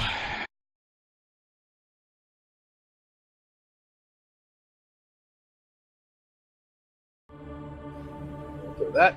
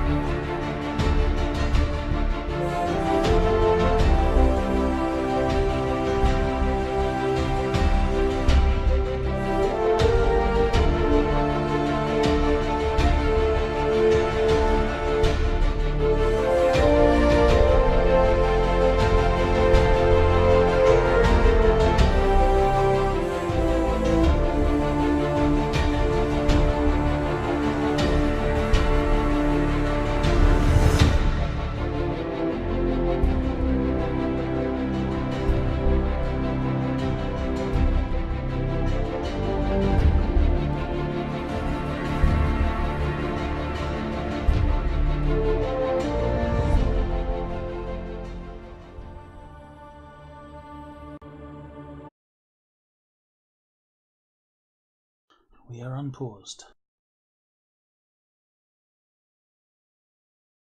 When last we left off, the intrepid adventurers were left with the dilemma how to get to the site and rescue Lorraine.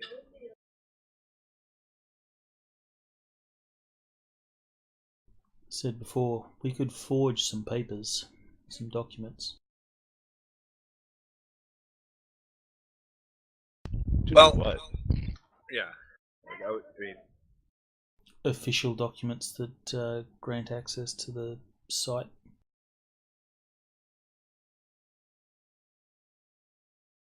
I'm not sure I could forge Vargar documents. So the question I have is the place that we're going to, that is the Imperial side. How large is it? it's it's Well, also an E-class port. It's if got the it, but it does have population, it. Oh, go if ahead. the population is 2 million and the Vargar's 30% of that, That doesn't necessarily mean they're all in one place. I mean, they can be scattered around all over the frickin' planet. But I was just wondering if it's like a small town, a small city, or something like that. It's a small city. Then we'll be able to probably find stuff there. Yeah. Getting onto the planet, especially Imperial side, is easy. Especially you already have clearances to get to the go to that site without any further issues. There's I mean your reason being to go is dropping off medical supplies, etc., etc. Going to the other site, you can go to the it's the Vargar hegemony. If you go to their port, you can go there. There's nothing stopping you from getting there. The thing to note though is you're pretty certain Calamandro has a presence there. That's the only place they can land ships for sure. So we land in the Imperial side and find his rivals. Find his rivals, or find just they do have regular medical expeditions to the Vargar side. They are given medical passes to travel peacefully between, kind of like you don't shoot at Red Cross, Red Crescent kind of things. Doctors Without Sectors. I'm clearly going to have to sign up. Doctors Without Sectors. So the idea is we go in with Abe leading us, and we're his basically guards or assistants. Pretty much. That's Great. One way of doing it's it for sure. Janestown. And I'm Simon.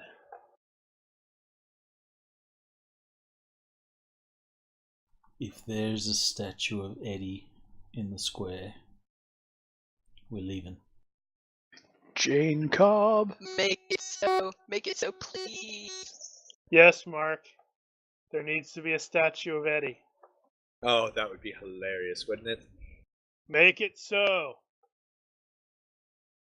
No, even better. So say we all. Statue of Hank.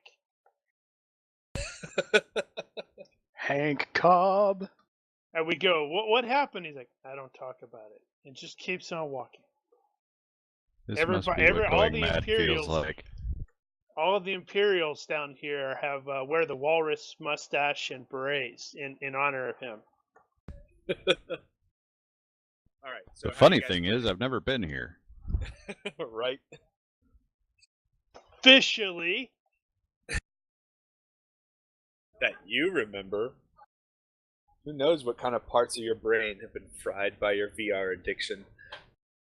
This is true. That's probably why you didn't have to get a vaccination. Because you've already had it.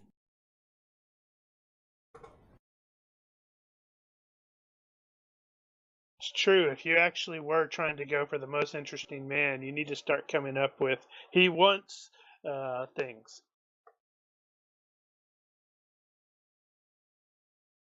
No, he has to actually do things first.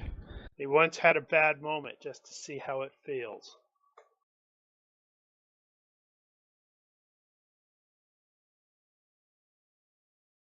All right. So what's the plan? I'm assuming you're going to play nice and go to the Imperial side with the doctors and gear, and then figure out from there. That's what For I starters. recommend, and then we can at least, because we've had plenty of time. Abe's gonna have been talking with the doctors pretty much all the time. Okay. So heck, he might actually, say, hey, yeah, they have these constant caravans that are going over there. We might be able to find a way in through that. Does Glevel have any wishes, suggestions, orders in that regard? Nope. Basically, do what you need to do to get her back.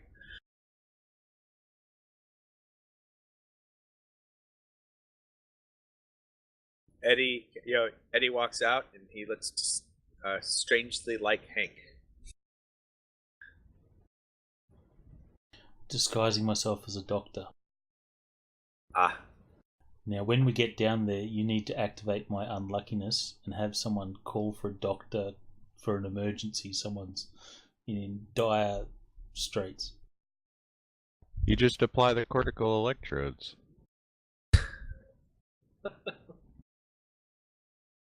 Oh, how to play with that. And knowing Eddie, knowing Dwight Schrute over here, he'd say, I am a doctor.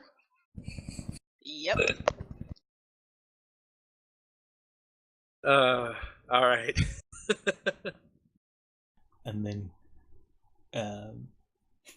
Abe's going to have to instruct Eddie over comms. The hell are you talking about? Abe's going to be doing his own thing.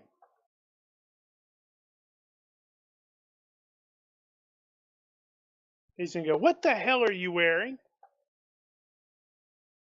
The guy goes in for a bee sting, and once Eddie's finished with him, he's like had a leg amputated. He's like missing a kidney. We've got a emergency medical tutorial program if you want to borrow it. That's so funny. Going into surgery, and Eddie just opens the book next to him and starts reading. You are a doctor, right? Yeah. Totally. What's this word here?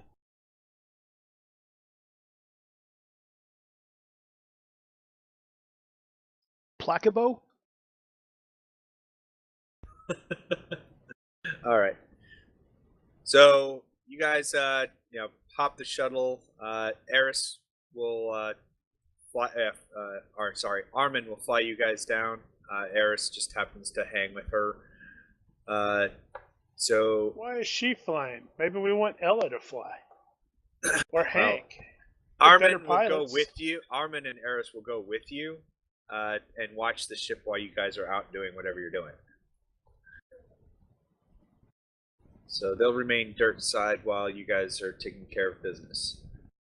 So that way you have a pilot, available with your shuttle should it be necessary. It also gives Armin a chance to requisition fresh food supplies and all that kind of stuff while you guys are out gallivanting and doing fresh food stuff. supplies from the planet that's quarantined. That seems like a terrible idea. Well, it doesn't affect the food. So you're pretty certain that everything's good to go if but whatever's needed. They're doing something business-like. Abe, I guess does the full round of inoculations for everyone. Everyone's pretty certain that you won't be carriers, etc. I may have given Eddie salt water. Well, maybe that's how that was the case. Sigh.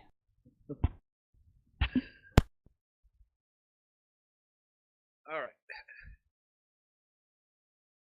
You guys arrive at the Imperial port.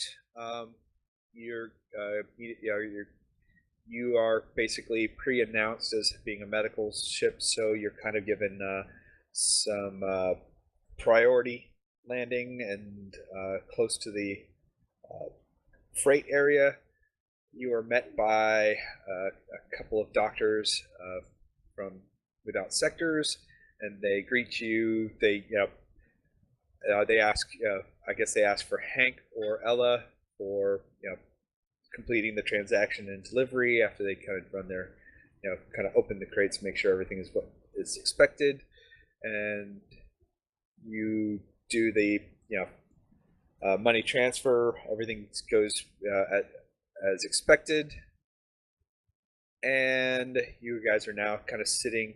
Now this side of the planet isn't super deserty. It's more like steppes, grassland. You do catch like a lot of farmland and irrigation and whatnot. So there are. It's just where the Vargar kind of side is. It gets more rough and more deserty the further out you go.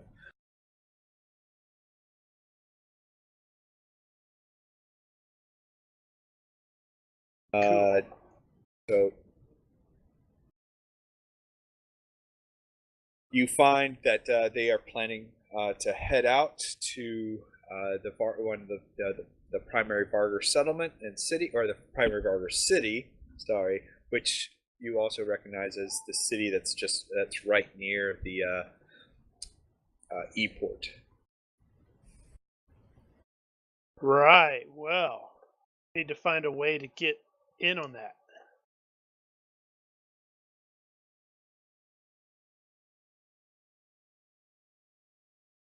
How do I get in on that? Give me a reaction roll with the doctors, Abe.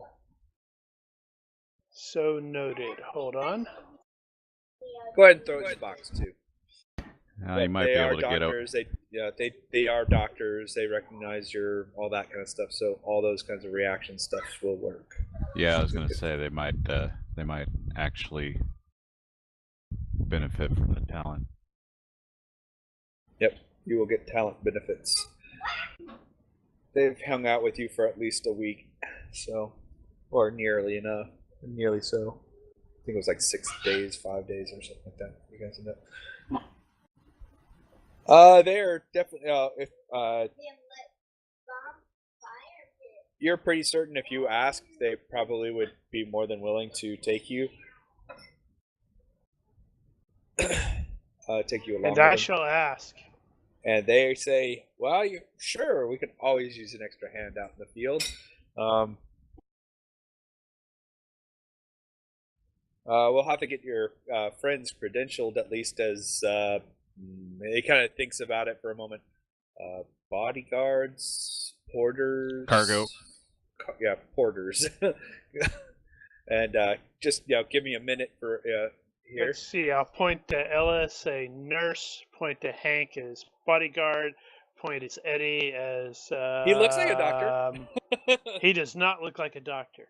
Yeah, we don't actually he turns wear over that to anymore. Eddie, and why does Eddie look like a doctor?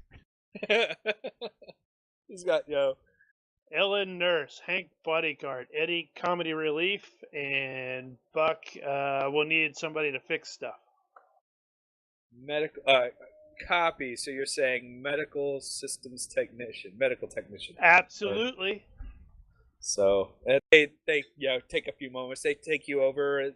They let you ride with them to their site, or their local offices and area hospital, and eventually they get you guys all credentialed up, and they say, well, we're gonna leave. We're probably gonna head out tomorrow with the medical supplies, so feel free to do what you do. But we'll meet with our driver, and we'll leave out first thing.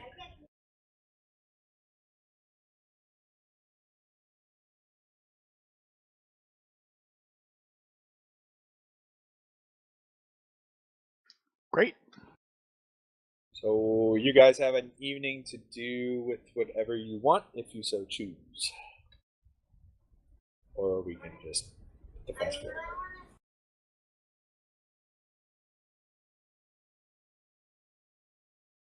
Eddie will socialize, make friends. Eddie, socializing, making friends. Give me a reaction. And he does so. Well, he will. Or he socializes well. Or as well as... Oh, did we discuss the control rating situation here? I don't remember. It is... It's a nothing planet. Well, it's not exactly nothing. Let's see. Of course, it also depends on where we're going to. Imperial citizens are allowed to carry weapons that do not reach the light assault weapon. So light assault weapons are prohibited. So that generally means machine guns. So automatic rifles and obvious military hardware or military assault rifles, etc., are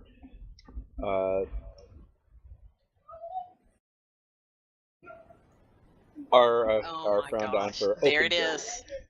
There it is. Damn! Wow, that's a small little photo. Nice. Hello, nurse.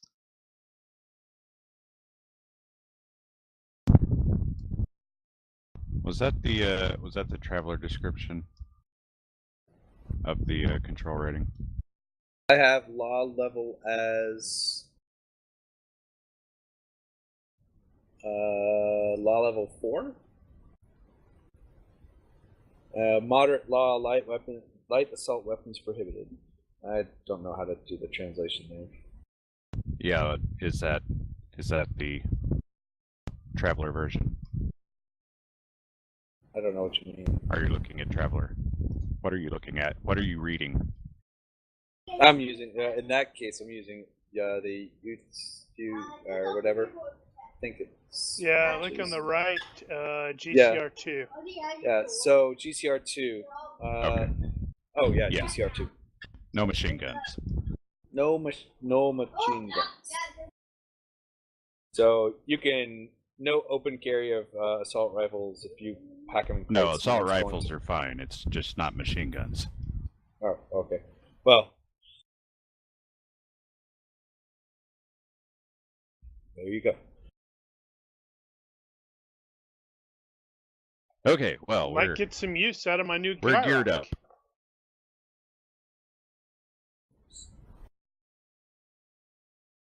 All right. Guys... okay, part 2 of that question is where we're going covered by a political boundary of some kind? Yes, you will pass a checkpoint, which does bring up the case of how they are not. I mean, they may allow some light weapons to for those who are classified as guards, but again, you are medical, so anything greater than probably small arms is probably going to draw attention to border security, unless you hide anything that's greater than, say, I don't know, hide it away.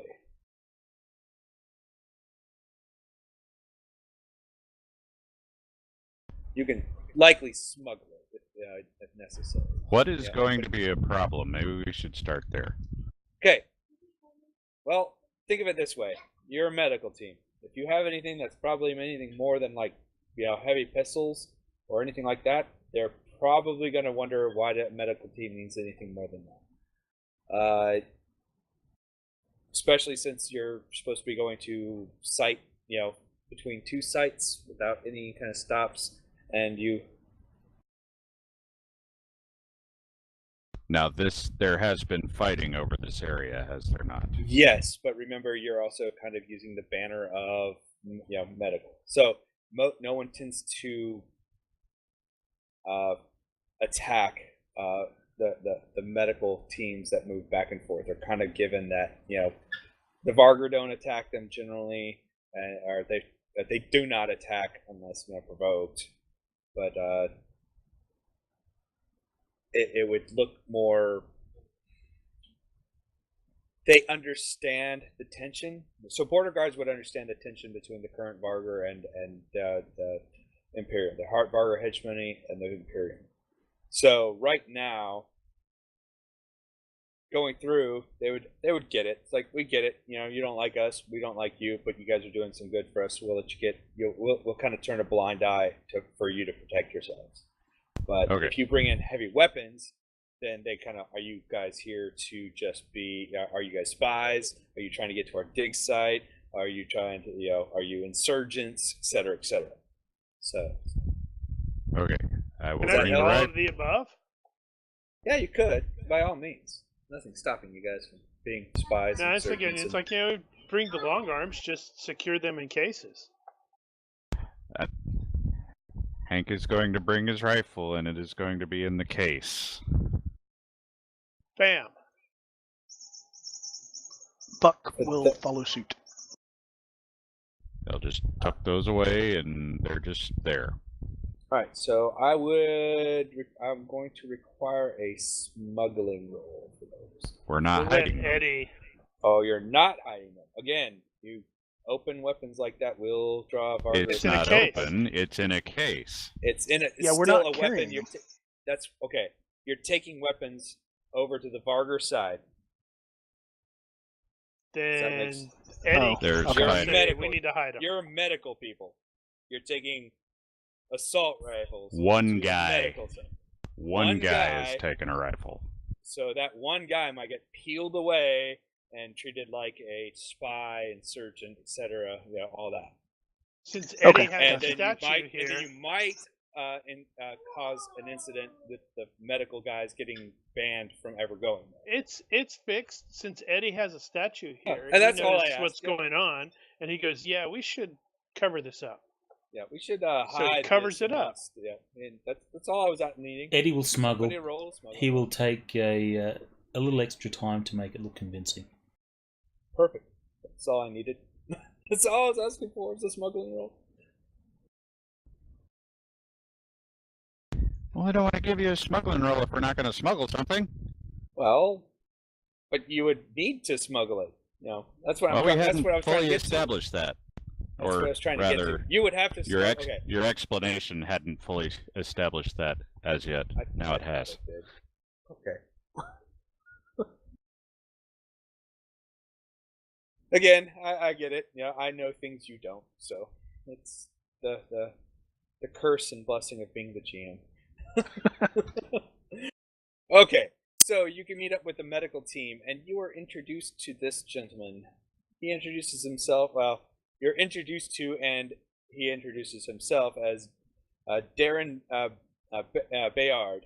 He is basically your one of the medical team bodyguards and guides. Oh crap! It's the Punisher. This will not end well. He basically does kind of, you do kind of see him go through all the gear. He does if you're bringing it, it's like, I understand that you guys are, new to this. We're going to, and he kind of gives you guys I'm going to give you my brief to all the new folks that I take between here and there. Vargar are not nice people, or that they're fine as long as you don't get them all riled up. All they're doing is really itching for an excuse to take out some, Imperial citizen or other Imperial citizens that, especially if they think you are there to make life difficult for them. And he kind of does this: if you are bringing anything more than your sidearms, please note that I will not stick up for you, nor will I protect you if something bad goes down.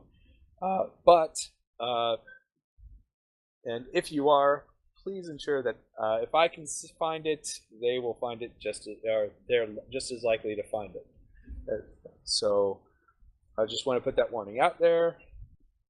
And keep your arms and legs inside the G carrier, and everything should be fine. Once we get to the site, we are restricted to the medical site, and no further without special permission from our Vargar contacts at location. So the fact that you are telling people not to bring rifles as part of the safety briefing means people have a tendency to try to bring rifles? He kind of looks at you like, I know you're not medical people. I don't necessarily know why you're here. All I know is if something goes down, I don't want to be a part of it. Does that make sense, sir? What do you mean, not Absolutely. medical people? He looks you guys up and down. He's like, "You're a doctor. She's dressed like a nurse. He's Eddie. a doctor. Nurse. Eddie looks like a doctor." Eddie will shake his head and go, "Why would people want to bring weapons?" And then he sits on the case. Yeah, right. Here's Eddie's unluckiness. He sits on it, it falls over, and pops And open, then the and guns there's the spill rifle. out. Sure, that's how your unluckiness. No. This Good case, one, Ella. You sit down. You're like, why would anyone would bring weapons? You sit down on a case, not realizing it wasn't quite stable. And It's not our case, though. And well, it is one that you brought that I Eddie used. think it'd be amusing if it we're like, crap, those are wait, those aren't our guns. And look around, and there's this other group of doctors who are like, doo. So the case kind of slips. You kind of sit down on your, you get kind of knocked to your butt as you kind of slide off the case. The case falls and opens, and sure Can enough, Eddie get one a of the chance to rifles save? is just kind of like pointing, sticking out. And he kind of looks at you, Eddie, looks at the weapon, is like, I hope you can do a better job at hiding that. Mr. Hiding Parkin. what? Rookie mistake. Eddie will just close it up, put the case back up on the stand or wherever it was, and just nonchalantly sort of rest on it, and just behave as if nothing happened. Like, you saw nothing. Like he does, he kind of is like, as I was saying, if you're caught with contraband weapons, it's on you, not me.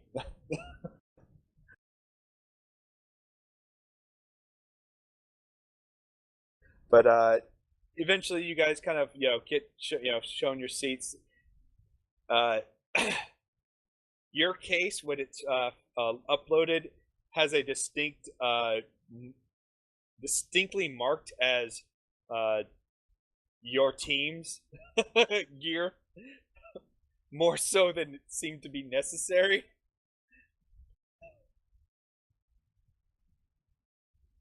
And you are on your way.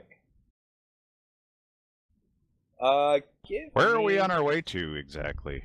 You're on your way to. There's a medical site not far from the Class E Jesus port. Christ. Well, he found a better place to hide the guns. Yes, he did. When no one's sort of paying attention. Walking awkwardly while he's doing it. When no one's paying attention, Eddie will repack the case. Copy. The site you're going to is kind of near the E-port, on the Vargar side. Is it going to be on the map? Okay, what is it then? Is it just a camp or something? Well, I don't have a little city on this screen, so just assume that right near there's probably like a little city town, like a small town thing. Yeah, okay. Just off this. So it's you learn as you on your travel why they don't just just ship stuff in and out from the port. Warlords. And that's part of it. They also don't trust a ship getting in there. If like the Imperial, happen to sneak a ship in and blow up the port, they can cause lots of damages. They prefer to catch anything getting smuggled in by via other the traffic that we're ground traffic. It's easier for them to provide security for that. We're trying to get stuff there. We do have some. We do tend if we have in the early days we would had use this port to get the more medically severe cases off planet. We could get some stuff out, but for now, this arrangement seems to be working. They don't give us a lot of problems, assuming they don't find anything that we're not supposed to have. He kind of looks Margin over crit. at Eddie. I know, but the trips goes by pretty uneventfully as you approach the border. Something to note as you guys get get on, you realize that Baird. How would I do that? He is not very pleasant when it comes to Varger. He's very obviously like he's intolerant towards them. Yeah, he is definitely of some military background.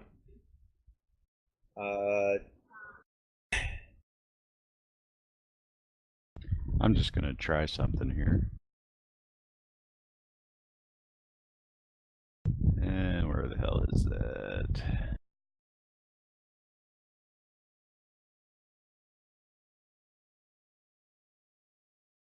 That didn't actually work. So for any of the, I don't know if anyone has, Ella would probably pick up on it. I know she has probably savoir-faire. How does the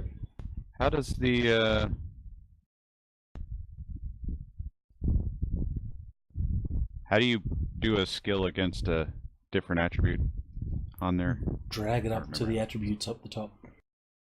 Yeah, I thought I did that and it didn't go. So Ella, you will learn really quick that Baird is definitely. Give me a savoir-faire military or soldier. Works for me. You're pretty certain that he was some kind of Imperial Special Forces in the past, based on some tattoos and some of the way he speaks. She'll actually go strike up a conversation with him and ask him about the tattoo. Where he served. He'll mention that he served in the fighting during the Frontier War, fighting against Varger and that kind of stuff back when they took some Imperial places. He was planetary marine recon or whatever recon, basically marine recon kind of stuff. So okay, she'll drop where she served in the war, the name of the ship and her captain that she served under. So I honestly don't remember what they were. I wrote the story way too long ago. Right, no worries. But he's like, oh yeah, he'll seem to kind of like I've heard of the space fighting in there. He mostly did a lot of Black Ops stuff. Sneaking ships into planets. Prior to getting those guys. But getting the regular troops on the ground, that kind of stuff. Thing. Orbital bombardment targeting, that kind of thing. Okay, yeah, she'll continue chatting up about what she did in the military and ask him questions about where he's been, that kind of thing. So they're both old Varger fighters. Yeah, she recognizes a kindred spirit, and she'll probably bring up the Varger warband that's like out to get her, that she's enemies with. Yeah, as you bring that up, you get a good strong feeling that he's quite intolerant of them, and he makes comments like, yeah. It's a good thing Sai isn't here. Seriously. It's nothing she wouldn't say to Sai's face. Yeah, pretty much. At least she's not intolerant of them. And then Sai would hang his head, and we'd hear a sad trombone. Yeah. His tail between his legs, it kind of wanders off by himself. Ears hang down. He does the submissive fiddle.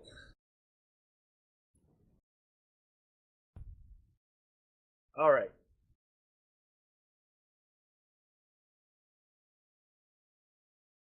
Let's see. Abe. Let's see. Give me. I think what would be. I guess you wouldn't have any kind of savoir-faire, like intelligence, like community or anything like that. Nope. Wonder how that would be. You could, if we had established some kind of tradecraft skill. Yeah. I don't think I. Which I don't think I'll just put it like this: Ella, as you get to know him, you kind of get the weird sneaking suspicion that he's here for more than just protecting these medical guys in and out from here. His skill sets, based on what he's told you, don't seem to mesh just as a, hey, I'm just a bodyguard and escort guide for these guys. That could just be a general knowledge of military ops. Of course, she's mostly concerned with naval. Yeah, but she's probably used to having Marines and stuff, or dealing with the other Marine officers. So she's probably heard stories. She's probably even been on a ship that's carried its own contingent of special operators at one point or another. Yeah. So she'll basically kind of drop the conversation, say, you've had quite some years of service. What brought you out to a backwater like this? He makes up some kind of excuse. It's like, well, ended. My enlistment ended. Give me a body language roll. And I just found myself out here. Pay was good. That kind of stuff. You're pretty certain, even with your role, that that wasn't. He didn't say the words that would make he like retired, separated. There was kind of a hesitation in that. Yeah, you're pretty certain he wasn't. He's not telling you the entire truth about his enlistment ending or anything like that. But he kind of laughed. It was a bust. Yeah, found myself here by accident. Yeah, exactly. And so I'm out, and I figured it was far enough away, and then I ended up. Might be appropriate if he never actually says he's no longer in. Yeah, he exactly. just speaks around it. There you go. Yeah.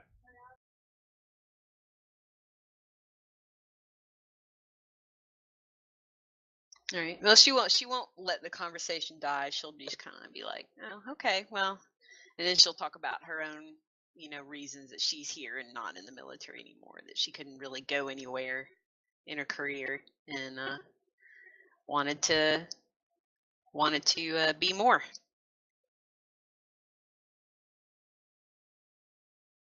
And now I'm in a nurse's uniform and wearing a stupid hat.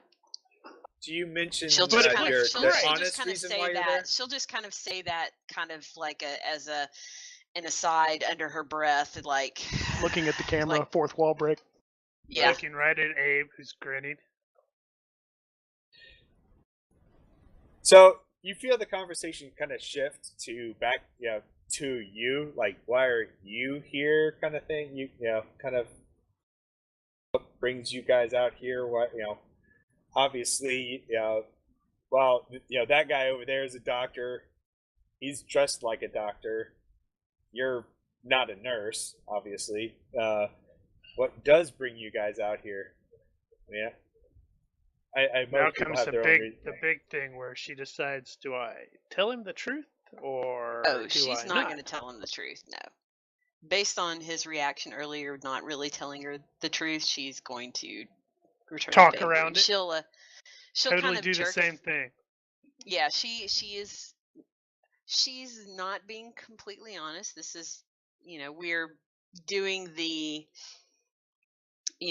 she's going to go along with the story up to the point. She'll kind of jerk her thumb over at Abe and say, we were bringing a bunch of doctors and their medical equipment here, and our ship's doctor befriended them and really wanted to come give them a hand, so we're here to help him give them a hand. Which is true from a certain point of view. Yes, she's going to give the truth up to a certain point, that we are here to help them. That damn liar Obi-Wan Kenobi would be proud of you. He acknowledges it with a kind of statement that kind of leads you to believe, like, hey, we're all here for our own reasons, right?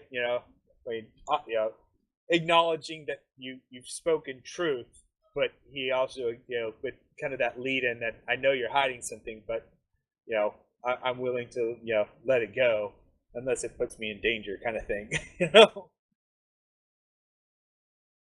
Fair enough.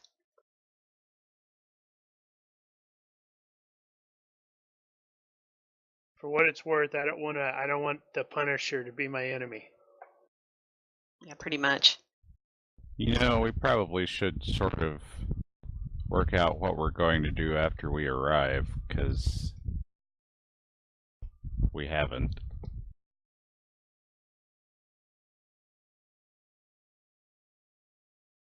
This is valid point. We're not headed for where we want to go. But we're a lot closer. Well, we sure could have used a guy with a drone, though. Yep. Oh, wow, yeah. So, you guys get to the, eventually you get to the border. And they kind of, they meet you guys, and they have like a border security checkpoint where they pull the vehicles in. Everyone please move over here away from your vehicles, and they do a quick scan. They check all your weapons for a moment while you guys go into the holding area. They go through your vehicles. Eventually, they seem satisfied with their inspections. They let you guys back out and release your weapons back to you. They are polite to a point, but not friendly. And eventually you guys are moved on your way.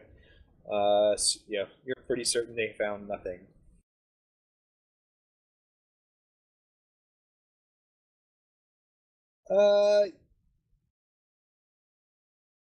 Yeah, I guess you would get wireless out there.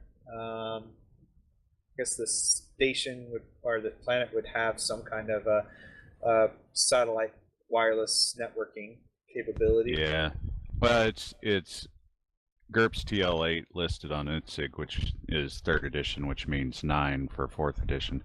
So they probably ought to.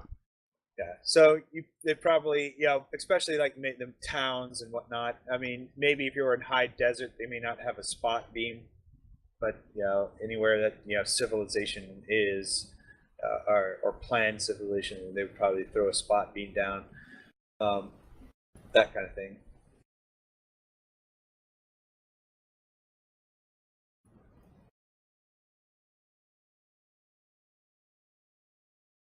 And you guys arrive at you kind of get through. The Vargar youth tend to seem to be friendly towards you guys. Like, they don't realize that there's anything, tensions. Most of the Vargar seem to be, pretty at most ambivalent to your presence as a medical team.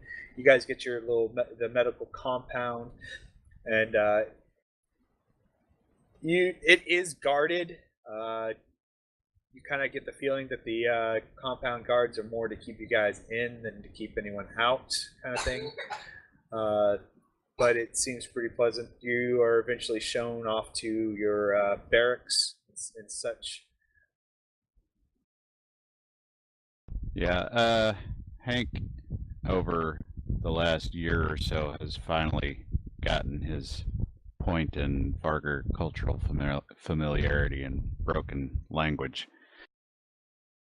So he's probably going to sort of try to make himself look like the alpha of this group, just to distract from whatever anybody else is doing.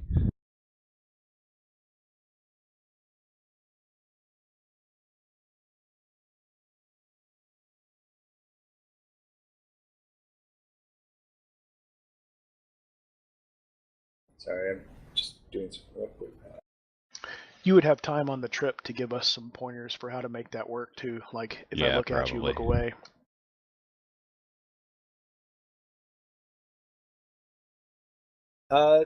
Again, through the travel, you will also recognize that you'll learn really quickly that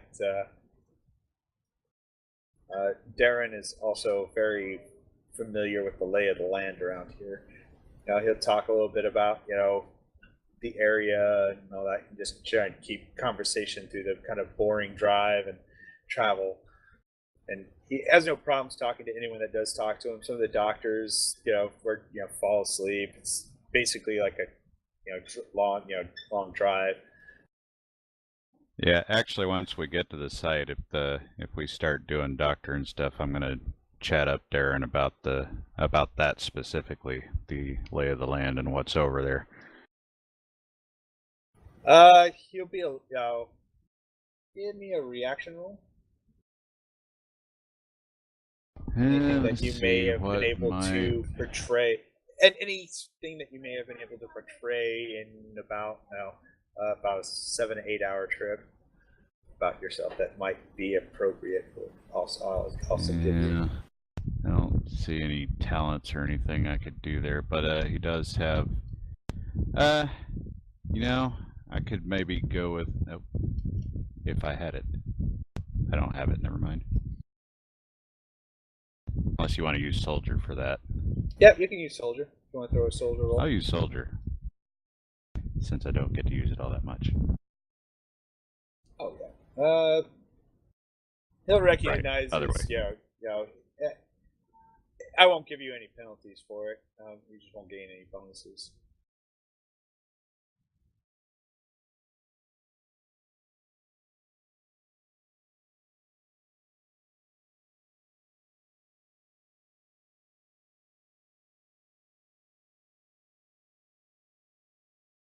So throw me, yeah. Once you get it all put together, the reaction roll in the box is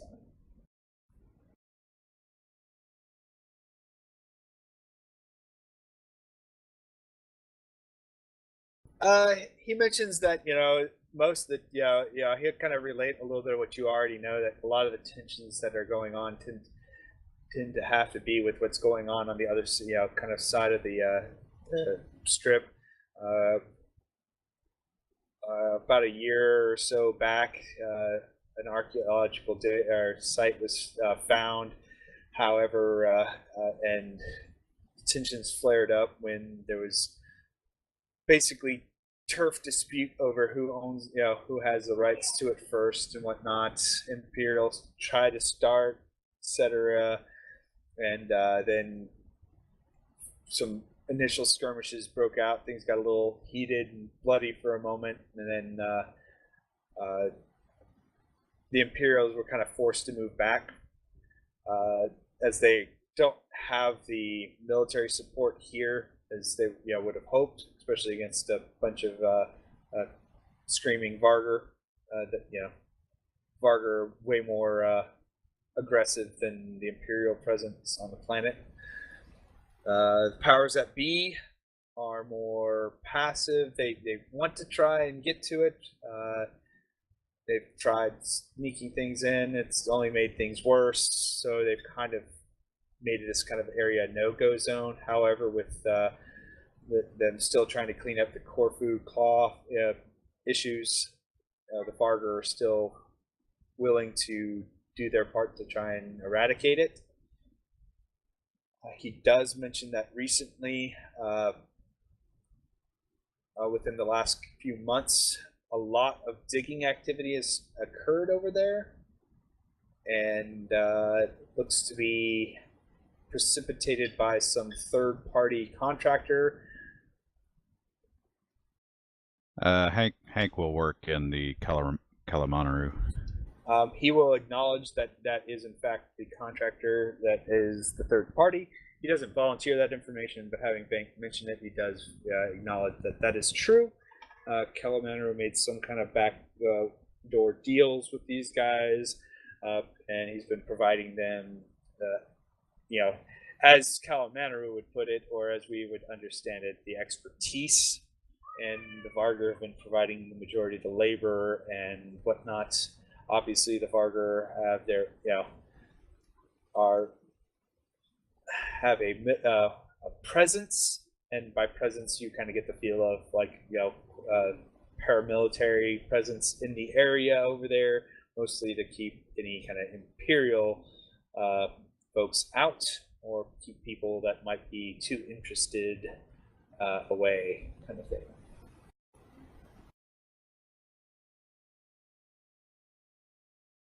What, they just send a couple of guys over there, or are they really, really serious?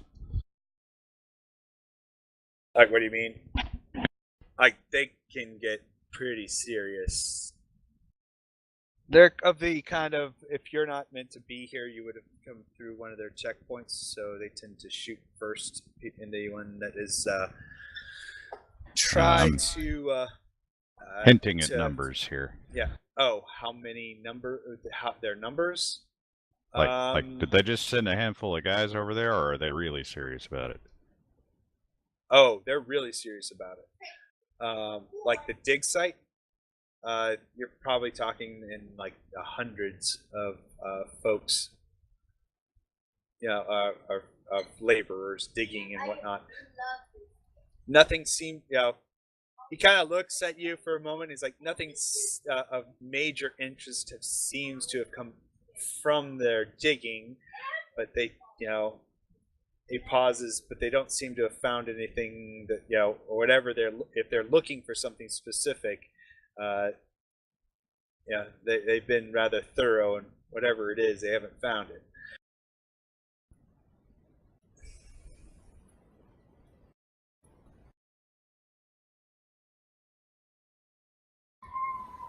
You kind of get the feeling, Hank, as you do talk, that the level of his detail, he kind of lets slip that he's seen what's been going on over there. Mm-hmm.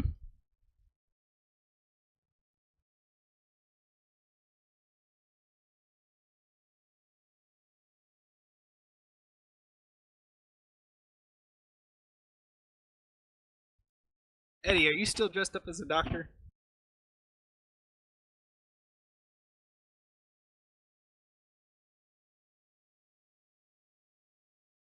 Alright. Buck. Is Buck doing anything at the site? Yeah, what was his role? No. He's basically he's credentialed as a medical equipment technician. Repair dude.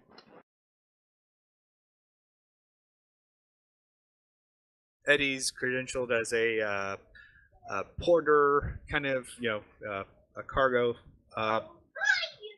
stuff. Ella obviously is a nurse, and Hank is bodyguard, protection kind of thing, and obviously you got your doctor. Oh, Buck will compliment the captain on her outfit. And will remark that she should probably stay hydrated since she's wearing latex in a desert. Wow. Wait, what? Latex? What is she wearing? It's a nurse outfit. Can't you see the picture? Well, yeah, but I mean, okay.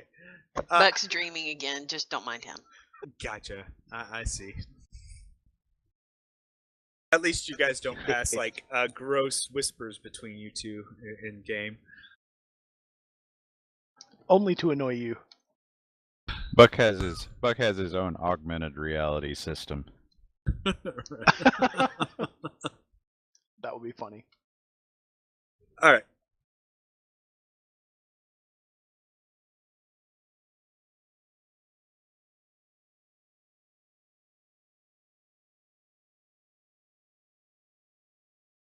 All right, so you guys, Abe, it doesn't take you long before they kind of integrate you into the rotation.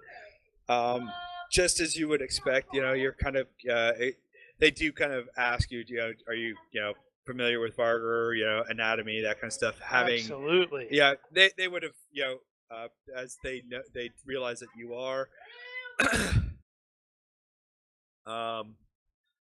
They kind of immediately put you in a rotation. You're given an opportunity to kind of work with some of the locals, so you get some happy, good feelings. You get to provide inoculations, medical exams, and all that kind of stuff. So that's how you spend your first full day for sure.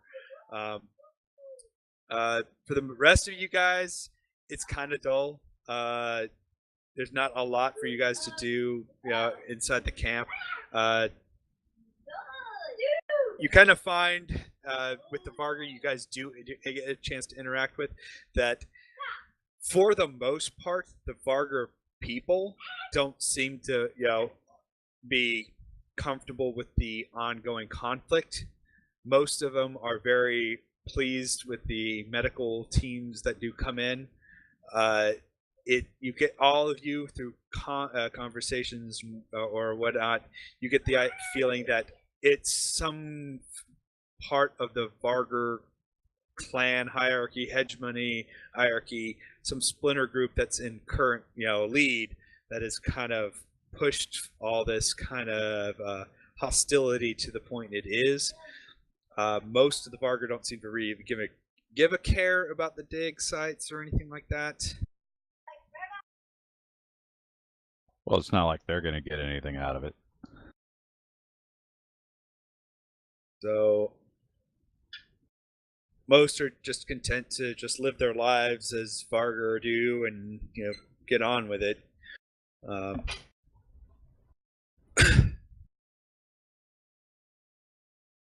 You get the feeling that their quality of life has suffered a little bit under the current hostilities that are ongoing. As prior to all this stuff, they were more integrated and much more friendly. They would get more regular cargo and all that kind of stuff that and the like. All right, well, we got to figure out how we're going to get out of this. Yeah, I figured Abe would get drawn into the actual doctoring, and you guys would figure out everything from there. But I got us closer.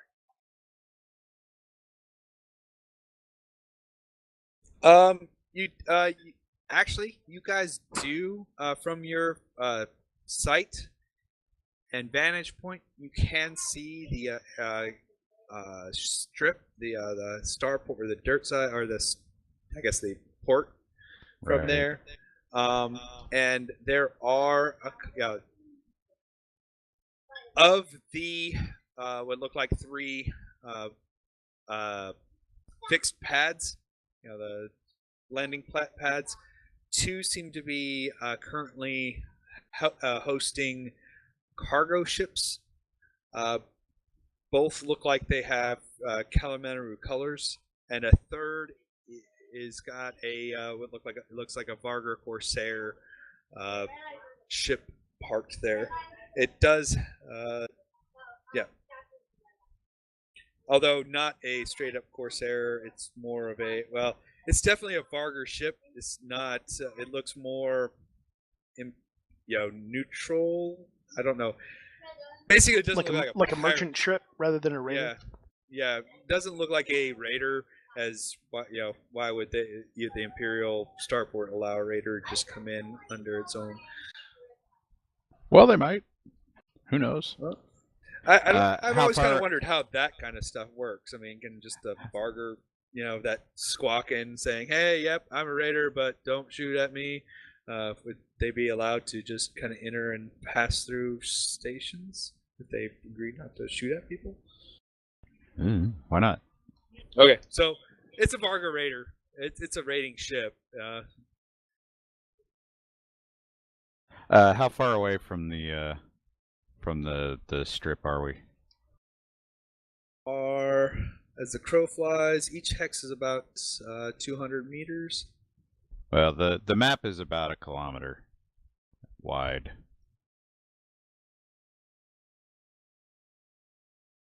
Assuming the hexes are accurate. They are. The hexes are.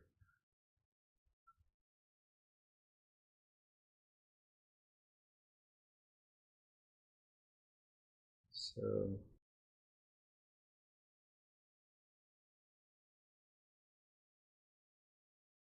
That doesn't seem right. Yeah, well, there should be. I think they're 200-meter hexes. Yeah. So what is that? 6 times 200 is. It's about 1 kilometer away. A little over 1 kilometer. From the strip. You're about we're about 1 kilometer. We're about 2K. We're about 2K from clicks from the dig site. Hold on. How many hexes are you guys?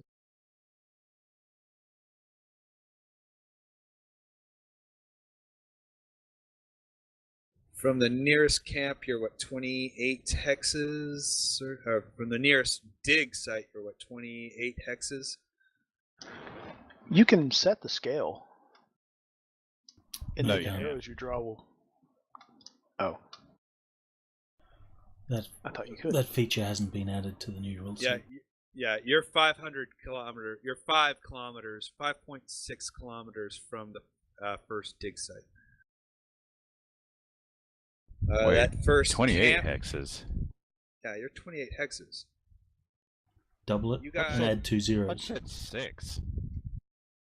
You're 6 hexes. You're 6 hexes from the starport. Did I just really bugger up the math or something? No, if you look, you're 6 hexes. So you're the circle. I think I just buggered up the math. Are you thinking you're up here, up in the north command post? You think you're there? That's where you're pretty certain Lorraine is, or at least that's the command post for all the camps. Okay. No, this map is like 10.5, 11 clicks wide, not 1. Just take the yards on the arrow, double it, add 2 zeros. Yeah. Well, it doesn't matter now. After I've already corrected myself.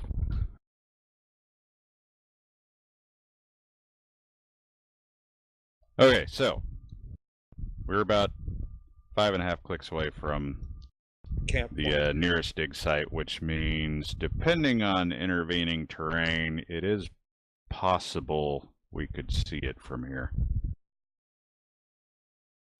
There is intervening terrain. Most of this sure would be nice if we had a drone. I know, right? Yeah. This world is especially large, so it's gonna have a longer horizon. We do have a drone. He said that they were coming along. No, they were staying back with your shuttle. I thought you said they were. Oh, okay, gotcha. So they came dirt side, but they didn't come with us. Yeah. Right. They're standing by. If they do show up next game or anything like that, there's a way of getting them integrated back. Alternately, rocks fall and they die. No. Sandworms. Fucking that would be awkward. Okay, well, now that we've established the distances, yeah, intervening terrain.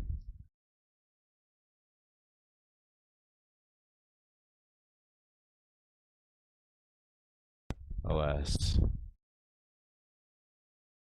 So most of what you do see is kind of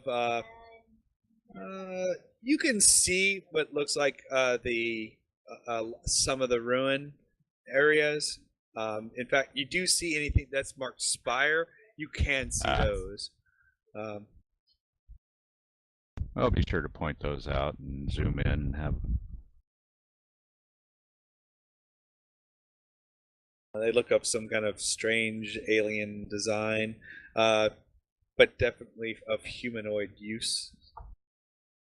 I want to experiment. Not experiment, but investigate. Wish I wasn't saving lives. You guys should, experiment or investigate. You just really want to experiment, don't you? Maybe.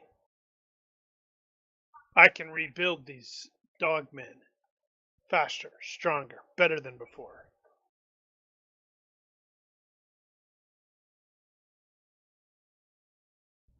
You guys eventually, evening kind of arrives, and you are kind of, left to your own devices yet again. The food is not too bad, but for those that are, dining at the communal mess, you do notice a distinct lack of Darren at the mess for that evening meal. I think he's snuck. Mm-hmm.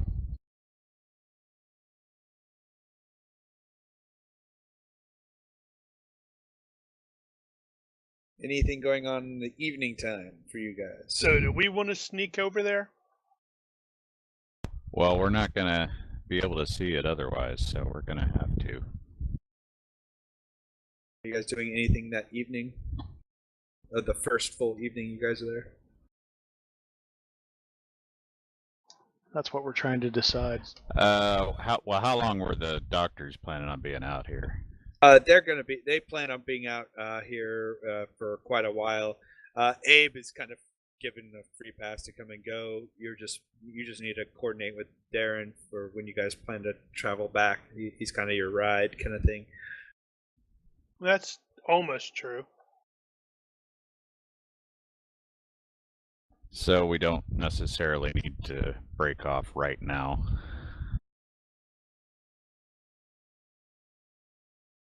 Okay, so we had Lorraine coming down about 3 days ago. 3 days, it'll be 4 days by now. 4-ish. And unless they actually found something, they probably won't be mistreating her horribly.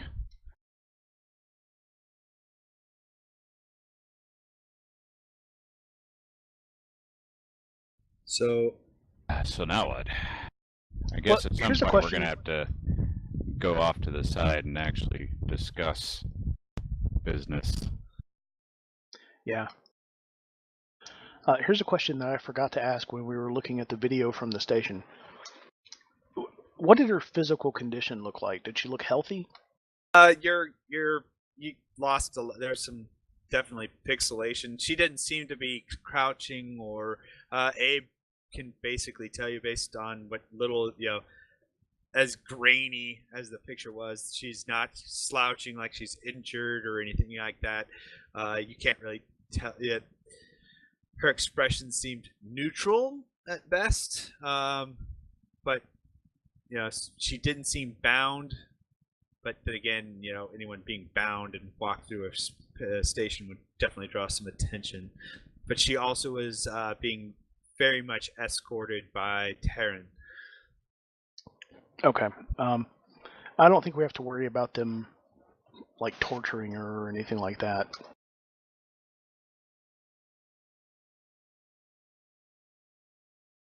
Yeah, I don't know if that's true. We saw what they did to her dad, who I keep forgetting is back on the ship. Oh yeah. Did he come down with us? We didn't tell him. Okay, yeah, then no, he didn't come down with you. Actually, I completely forgot to ask you guys if you were going to allow him to come down first of all, or if you would have even offered. So something occurs. Something here is we've got two PCs who are fairly certain that what's his name, Darren, however you pronounce it, is still Imperium. Why can't we potentially try to find out if we can enlist his assistance? Well, I might was be kind of trustworthy. feeling him out for the information to see what he knew about it. He's clearly knows stuff, so Yeah, that would be the next. Based on Ella's interactions, she kind of, if I understood it correctly, she sort of got the feeling that this dude is still active. He's just under like deep cover. Is that correct? Well, she didn't tell us that, but yeah. Yeah, pretty much. Yeah, Meta, yes, she would definitely have that feeling that he's still doing something. And also, Meta, that might mean that if we are here to do something, it might disrupt what he's here to do. But countering that is whatever his name is, Bryn's boss, Calamari, is working with the Vargar, and he obviously wouldn't want them to end up being successful, right? Well, whatever it is they're looking for, they definitely would rather. They'd rather Imperium guys get it. Correct. True. So I'm wondering if maybe we can just go, so, yeah, we're here on false pretenses. Well, that would be entirely Ella's call, because she's the only one that thinks that he's That's true. An active agent. Okay. So we're all together kind of discussing this? Sure. Well, if you guys are given kind of your own, like, private, quarters for the crew. Ella's got. Make sure to scan for listening devices. Oh yeah, I always do that. Yeah, you're pretty confident that there's nothing there. So did the dude guy did he drop us off and leave, or is he still there? He's supposedly still there. You just haven't seen him since once evening came and dinner was kind of set. He never showed. Okay. So, and he's been at every other meal for the most part, but at this point you haven't seen him, and you kind of start to realize that, especially since nightfall, he's kind of not been around, and now that there's meal, he's kind of disappeared. I'm actually gonna, if I had noticed that, I think I would have actually maybe inquired from some of the long-term medics or whatever physicians if that's a common occurrence. It's like, so what happened to the dude guy? After when you do bring it up, one of the guys kind of goes, you know what, he does tend to. Well, we've always thought he's just been kind of private, maybe taking his meals by himself. But yeah, a lot of times we do kind of see him kind of disappear. But he kind of does his own thing. He's really just the driver. Don't blow his cover, man. He's off photographing the site. Yeah. It's like, shh, quiet. You're not supposed to talk about him. No, they don't do anything like that. No, it's probably going to be one of those. It's like, as soon as they go, yeah, we really do see that kind of stuff. It's like Abe's like, yep, I'm going to change the subject. So did you see that kid that came in today? Then they'll talk about it, and then they seem to immediately, squirrel. They follow your squirrel.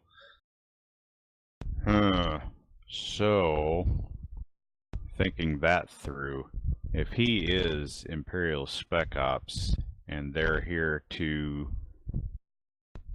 get at whatever it is that they're digging for, then it's going to be good for his mission if we get Lorraine away from them. Yeah, that's what I was also thinking. Even better if we can make them look bad. To the Vargar. Yeah. Yeah. All right, so we're kind of discussing all of this, I guess. Ella will kind of nod and agree.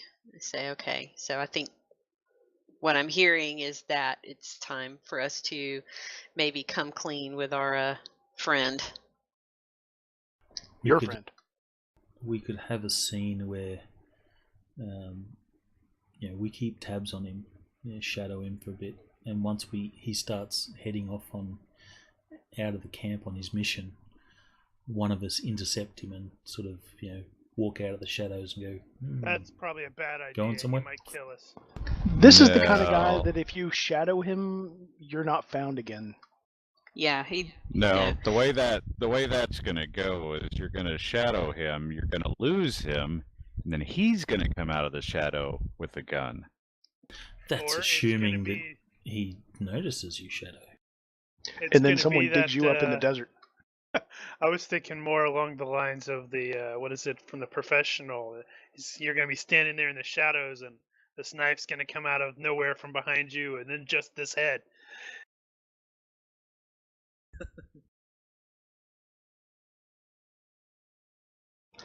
Yeah, let's not shadow the Spec Ops Marine guy who's done 6 terms. Yeah, it wouldn't end well. Yeah, Ella could go like under the pretense of fixing herself up and everything, and go to where he's go to his quarters and see if he's there. Holy crap, she is gonna jump on that grenade. Might as well.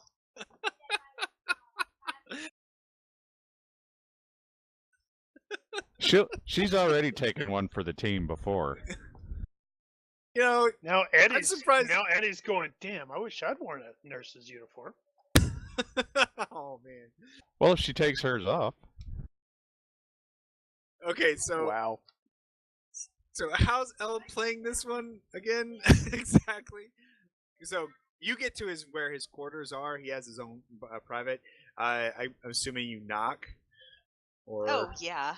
Okay, yeah. Land shark. Ella's hot, isn't she? Yeah. Yeah, she's. I think. She's definitely a plus couple for sure. Yeah, she's attractive 4 points. She's 4 points attractive. Damn. We're a pretty bunch, aren't we? That's why we picked Natalie Dormer. Then when Ella sort of lets us know about her plan and she leaves the room, Eddie sort of under his voice, but loud enough for the rest of the group to hear, he says, "Lucky bastard." I know, right? Yeah. Everybody else shrugs. So you, there is no answer when you get there. His room seems to be kind of dark, and there doesn't seem to be any movement inside. Okay, so here's where stupid TV plot comes in. She's actually going to try the door to see if it opens. Sure, it opens. Sweet. And there's nothing in the room. There's beds, but there's no one in there. You can see, he's sleeping. He's got some personal items around, but for the most part, it seems pretty sanitary, or like not sanitary, sanitized. Like there's not a lot of personal items. There are some things that make it look. You quickly get the idea that whatever he has out isn't who he is. It's more kind of just a show. So he looks normal. It's like if a military guy said, well, I should put a picture here because that's what people do. Maybe put something here. That's what normal people do, right? Except for all the machine guns and ammunition and communication surveillance gear off in that corner. Yeah, she is going to give the room a cursory search. She's not going to spend a lot of time there in case he comes back and finds her, but she is going to kind of check around and see if there's more to it than that. Okay.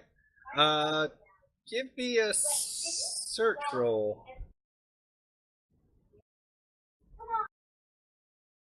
You could totally just leave a message. All right.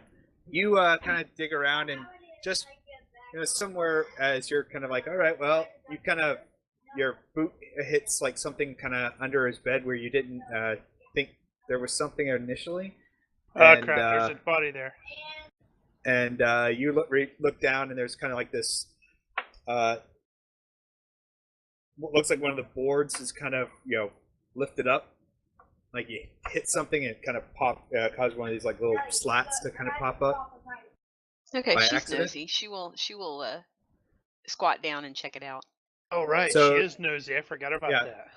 So as you begin to you look down, and sure enough, during your searching, you must have hit some kind of trigger, causing kind of a compartment to release, and you open it up, and sure enough, there looks like weapons, like a small, not a major arsenal, but a number of weapons seem to be there, or in equipment for those. There's obviously what looks like at least a sidearm and a some kind of long arm missing from the collection, along with looks like magazines and some other gear. But definitely you've seen this kind of stuff before, Black Ops weaponry and some other gear. Okay, so basically it more confirms her gut feeling that he's not who he says he is, that he is actually here. Okay. Yeah, and as you're doing that, everyone else outside, who's kind of watching, anyone watching for Ella or providing? Buck. We probably shouldn't be. Okay. Buck is, though. So Buck, there's a moment where you kind of like swat at a fly or something, and when you kind of look up, you see Darren just as he kind of reaches his dorm, and you're just a moment away from alerting Ella on your Fox when Ella, you hear, "Huh, wouldn't have figured you'd find that." You guys she'll kind of look up. And it happens just as you kind of close the thing, and just as you're kind of standing up, kind of dusting your hands off from the floor, so you're kind of just just kind of pulling yourself up in your hands, and he kind of goes, find anything interesting? He has his hands out, like in that obvious I'm not going to do anything to you, kind of pose. He's in a non-threatening kind of pose, but you can tell that he's in a stance that if things go bad, he's definitely going to make a quick duck dodge kind of thing and then get deadly. But right now, he's more just kind of curious on why you're here and kind of giving you the "don't worry, I'm not going to immediately attack you" kind of look. Okay. And then from the night air behind him, you hear "caw, caw, caw, caw." Nice. Let's see. So she'll kind of glance down and then glance back up at him and say, "That's an awful lot of hardware for a driver. But I actually came here to talk to you." He does he kind of looks left and right, and before he closes the door, he kind of looks around, and he catches Buck, and then he's kind of he looks at Buck. He kind of does the nod, like "don't worry, I know I'm here," and then he kind of does the "mind if I close this door? We don't necessarily need anyone else listening in." Lucky bastard. And you forgot you just said that over open comms. Ella will just, and when he turns around, she will have heard that, and she'll be like, she'll have a look on her face like, "Oh my God, what?" And he asks, "Well, I guess telling you I'm just a driver doesn't generally work anymore, does it?" Has anyone Has anyone seen the trailer for the Orville? I think it's called the Orville. Yeah. Oh yes. You know that scene where they're having the argument and they're listening on the comms? It's like, this is so a thing. Right. Yes. This is how it is. We shouldn't be listening to this. We are so listening to this. Okay, so Ella she'll hold her hands out to show him that she's not armed as well, and she has no intention of causing a scene. She'll do that, and then she'll kind of fold her arms behind her and clasp her hands and kind of walk forward, and she'll basically say, I kind of gathered as much from when we were talking on the way here that you weren't just a driver. Well, and I kind of gathered you're not here just to do medical stuff, but probably has something to do with the young lady that showed up over that I haven't seen, but that seems to be under some kind of a duress over with Calamanaru's crew. Yeah. When he says that, Ella she'll play it cool, even though she probably should have expected that he would catch on to the body language of the people he's spying on, and she'll nod and say, actually, yes, we are here to get her back. She was taken from us on another planet, and her father wants her returned. He does the listens to your explanation, kind of nods. Well, that explains who she is and now what she's doing here. Well, I guess since we're coming clean with each other. Yeah. Yes, I am out here under Imperial orders. I'm trying to, part of my duties interface, with and investigate what it is they're looking for. They do seem to be very intent on finding something very specific. Most of what we would have thought to be of some kind of historical value tends to go beneath their notice, and upon her arrival seems to have kicked things into a higher gear. No. But they don't. They look like they're tooling up to start in a new dig site area. I have it on good authority that what you're saying is true, as information that comes to me would suggest she's set them on a different path or a different area to look for whatever it is. And as he's saying this, he kind of is like nonchalantly unslinging one of his what looks like a small pack, and removing some surveillance equipment and a small arm, and he almost doesn't seem to care that you can see him with the camera and what looks like some digital imaging equipment, and he's plugging it into some other his computer stuff. You don't see the long arm that he has with him. Okay. So Ella will.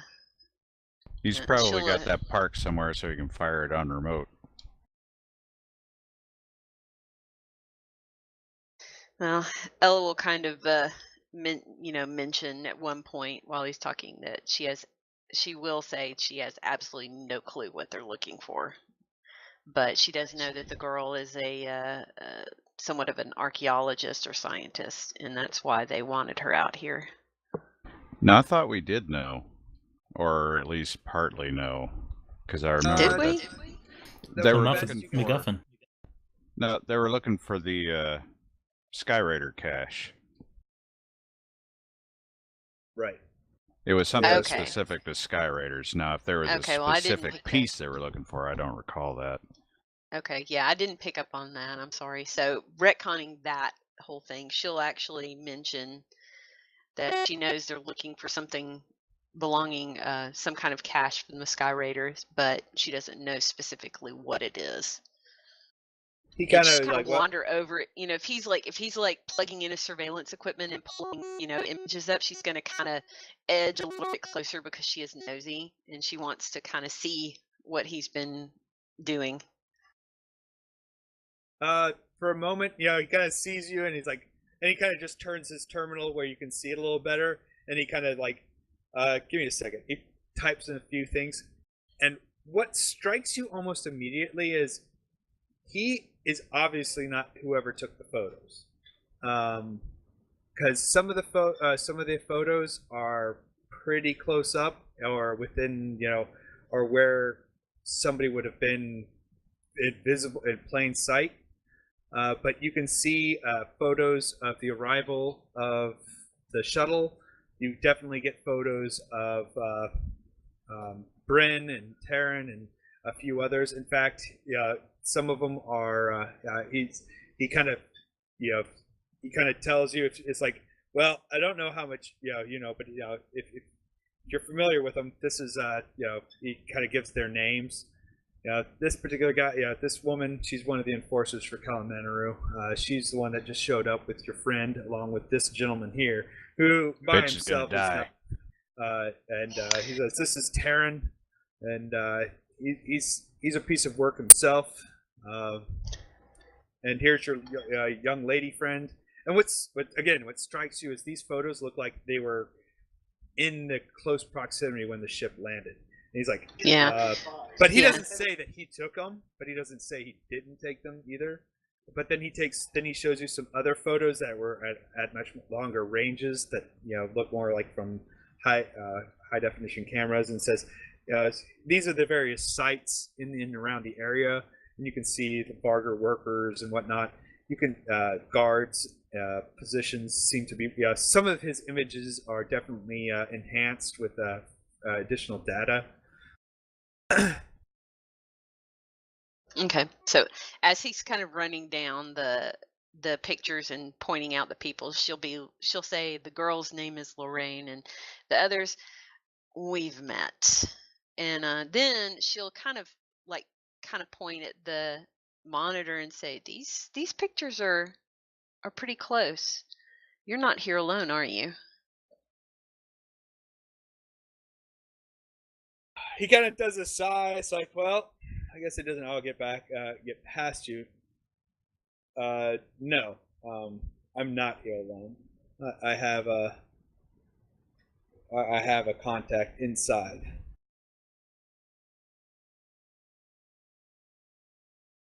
You so need to make the uniforms for the calamari guys Nazi uniforms so we can use images from Indiana Jones. I was wondering if someone was going to start to pick up on the similarities. Nice. I was fooled. But right. He's like, so yes, I do have as you can safely tell, I do have a contact within their camp. But that's and he kind of looks at you like, but that's all I can. I'm willing to talk about that right now. But he kind of throws, it's like they've been, he shows like old sites,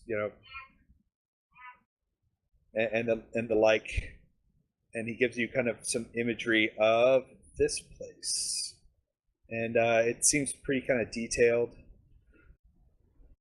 This is their command site, not too far off. Right here is where is like a landing pad area. The shuttles come in and out. She'll kind of look over the picture and she'll say, "Is that all right if I send this to my team?" he does a couple things to it, and he's like, "Oh, He kind of pauses for a moment. And he's like, "What are you guys thinking? What do you expect thinking to do with this?" Yeah, I was just thinking about that myself. I think our only objective here is to get her out. I don't think we care about any of the sites or anything like that. Yeah, that's kind of basically her. Ella will hold her arms and look at him and say, "The only thing I'm interested in is rescuing Lorraine. I don't care what you or the Varga or anybody else does with this site." Oh, and killing those bitches. But yeah, and she'll say, "But if it comes down to a firefight, we want to put bullets in those two," and point at the pictures of the guy and the lady. I only need to know one thing, man. Where they are. Absolutely badass. Don't forget to tell him that if we can get some loot, we want to do that too. Zzz. Who gave Eddie a mic? God damn it, Eddie. Wait, do we have a mic? I didn't know we were able to hear this. Eddie, are you still listening to her feet? No, No. we turned that off. Why am I still reading a signal? Faulty equipment. I've got an honest face, you believe me? I'm sorry, I need a minute. I'm dying. So he goes on. Yeah, he's like, "Well, they do travel back and forth from various from site to site. So,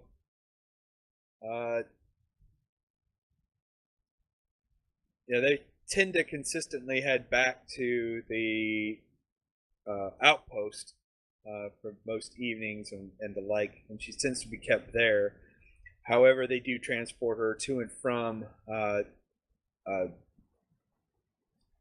that site to some of the more remote.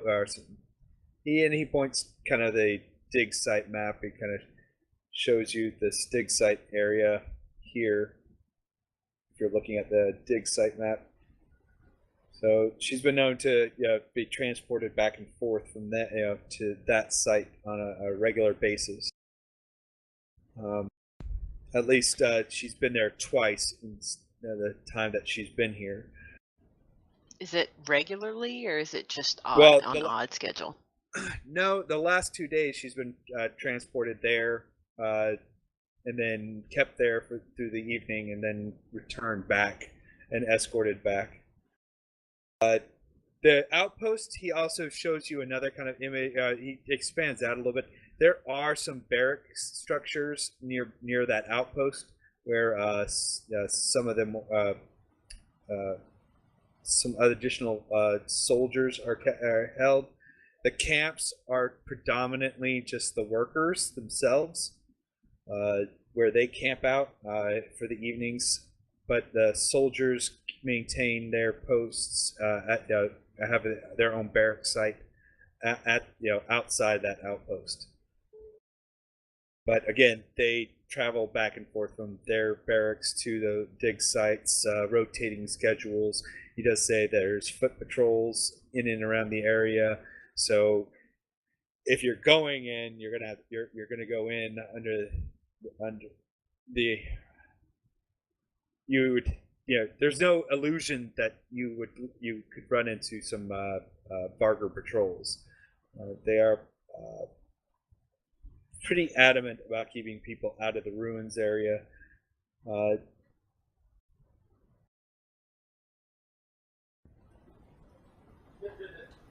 They do, so roving patrols, vehicular patrols tend to be there for the outside, but they do have some walking patrols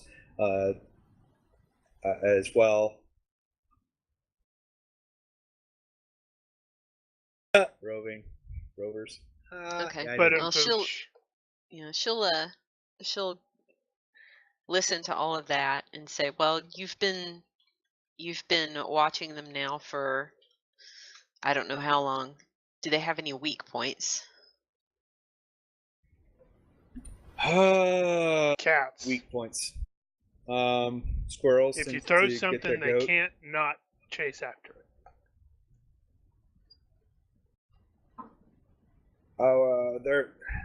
They tend to not watch movements of their own vehicles inside their own camp. So if you were to have one of their vehicles driving from a dig site in and to the posts and that kind of stuff, tends to not draw any attention. Especially if you can look like, so humans aren't unseen, but you would probably want to get some Kalamanaru uniforms, and he kind of looks at you as like, I might be able to acquire with a little bit of somebody's assistance. Gonna die. Though, so disguises inside the camp would probably be best. Traveling, vehicular travel, with most of the Vargar aren't going to be able to tell you from Adam or Eve inside the camp if you're wearing a uniform. However, encountering other humans probably going to get you guys spotted pretty quick. They seem to be very familiar with each other, as there are not that many humans, and they all tend to camp at the post itself. So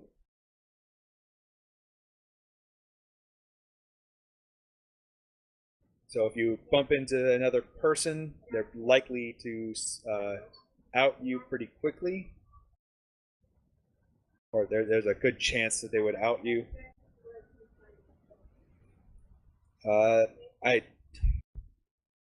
Getting you into the ruins can be done. It's tricky, but I figure out some paths. Okay. I don't know how well my inside guy would be able to assist you. Well, we don't want to blow his cover. Exactly. She'll ask him again, would it be possible to get these images to my team so that we can plan? Because he releases some of the he releases what them to you. He's like, sure, and he with a couple of swipes, he passes you some more source related source stripped images to your terminal. It's like, don't let any of the Vargar around here catch you with that. Understood. And she'll send it to Hank and say, Hank, I'm sending some images your way, some maps and reconnaissance of the area where Lorraine is being kept, and also tell Eddie to get off the comms. I'm not on the comms. Damn it! All right, we'll pass those around. Over the comms, Eddie will say, "I'm not on the comms."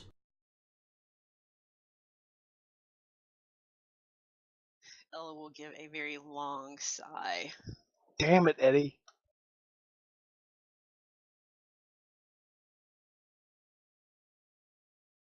Knock it off, Eddie. Give the captain some time alone. She's so gonna kill him one day. Should have put you down as comic relief on our official documents. I did. Seriously. Yeah, he did. That's what actually. I told him. Oh. But nobody listened to me.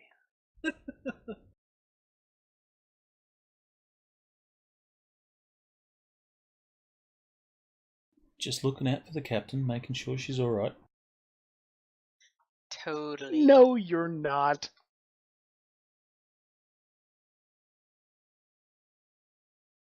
Man, you guys.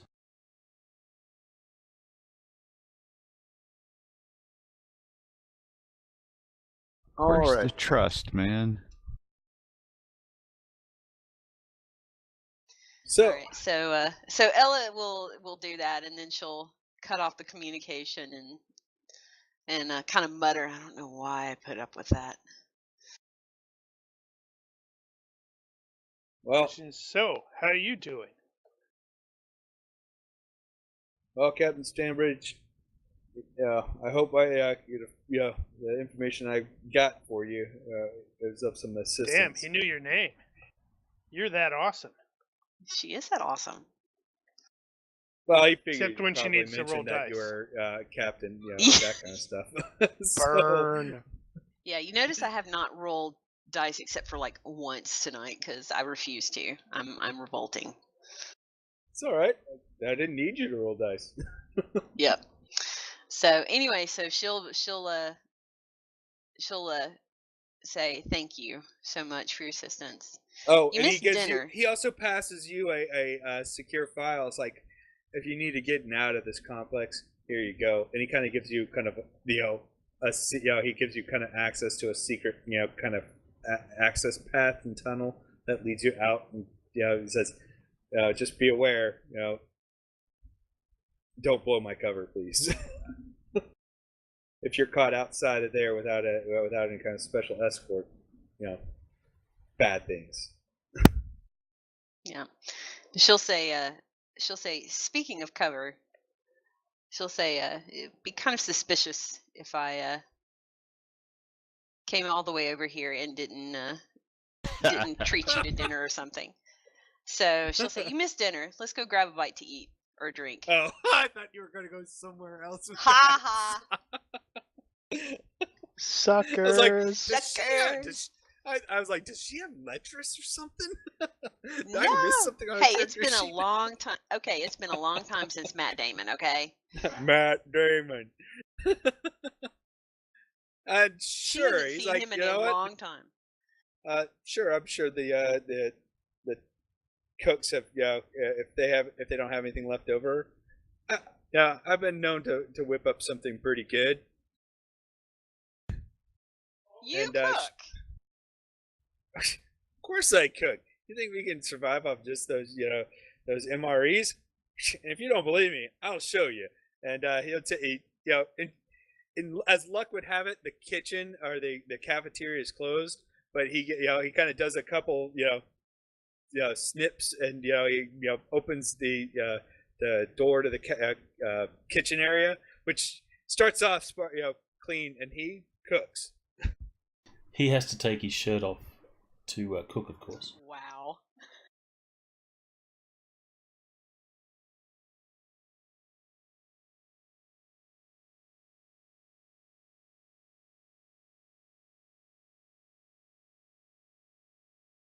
So he pulls off a pretty mean meal along the roll. Let's see.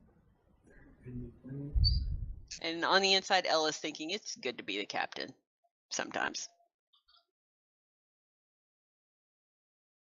Sometimes. Except when I have to roll dice. And then next week she'll get captured. Oh, right. She's not Holy gonna be cow, here. that was my roll for his cooking skill. Oh my god. That is hilarious. Does Ella take a bite and her pants just fall off? I don't know. Apparently so. Bite and her pants with a critical success.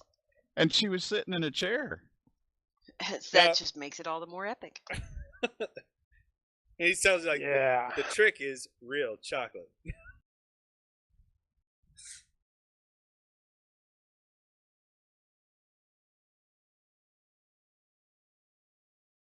Yeah, somewhere he finds a bottle of wine buried in a stash somewhere. Yeah, he pulls out you're like, what the heck?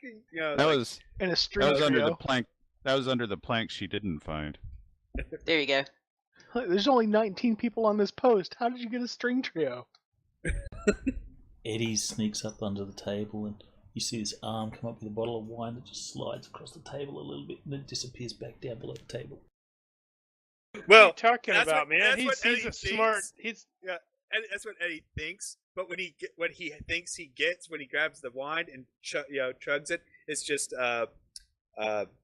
one of those bottles of red wine vinegar that seemingly got switched out somewhere between him smoothing it off the table. Condiment. It turned into he saw the bottle being moved and just kind of smoothly switched it out with the. Congratulations, Eddie! You just took a drink from a bottle of CLP.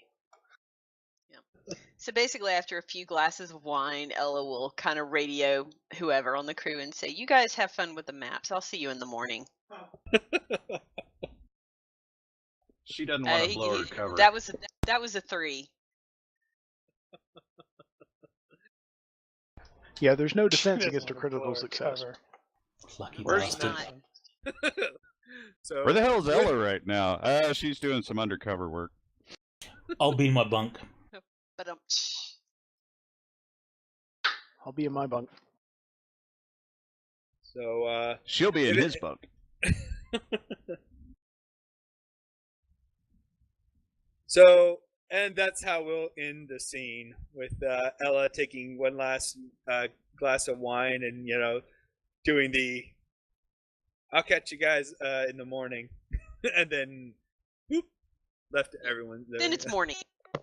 And it's morning. Cock-a-doodle-doo. Wow. So, I think we've all become 12. Apparently so. Every year since I was 12, yeah.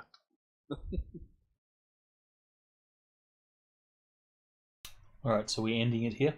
Yeah, we'll end it right here. We'll give Points. everyone 2 points for everyone. A standard 2.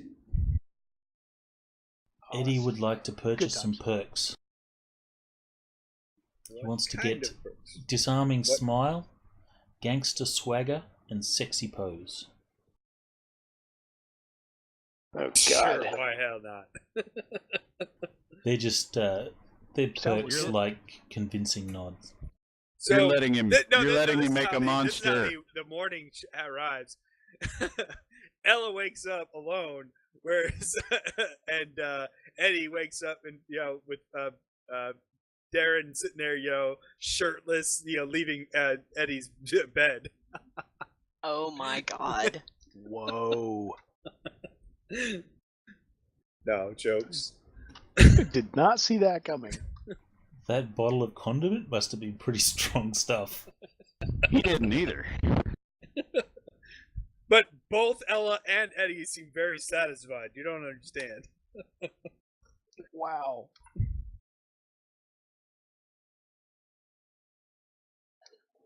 The drugs they are feeding those troops are insane.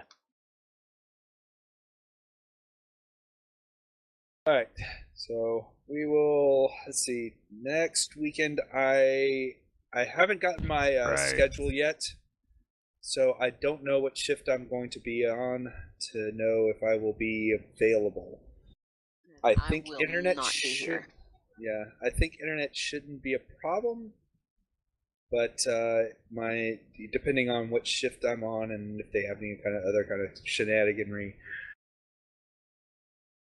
All right. Well, we've got a potential out next week then. Yeah, I haven't posted, but I won't be there either. Okay. Well, we can then, if we want, and then because it's probably things are gonna get more rescue-y for that. Just call it off. Just call it off. Okay. And then that way, no one's stressing over anything. Yeah, maybe we'll get our drone back. The week after that is Gen Con, I think. Yeah, so we'll be on again for the 12th, and I will see Carrie and all you guys at Gen Con on Saturday. So on the Saturday 19th. Hell yeah! Let's see that now. So yeah. I'm Pretty actually excited. now. Actually, since I got a few of you guys, Ethan and I think we're probably not going to take our Hold on a sec. I think we're just going to rent a car. So is that going to cause any problem? Do you want me to end the stream? Oh, sure. Go ahead. Good night, stream. Good night, everybody. See you at Gen Con if you're there. Come to Gen Con.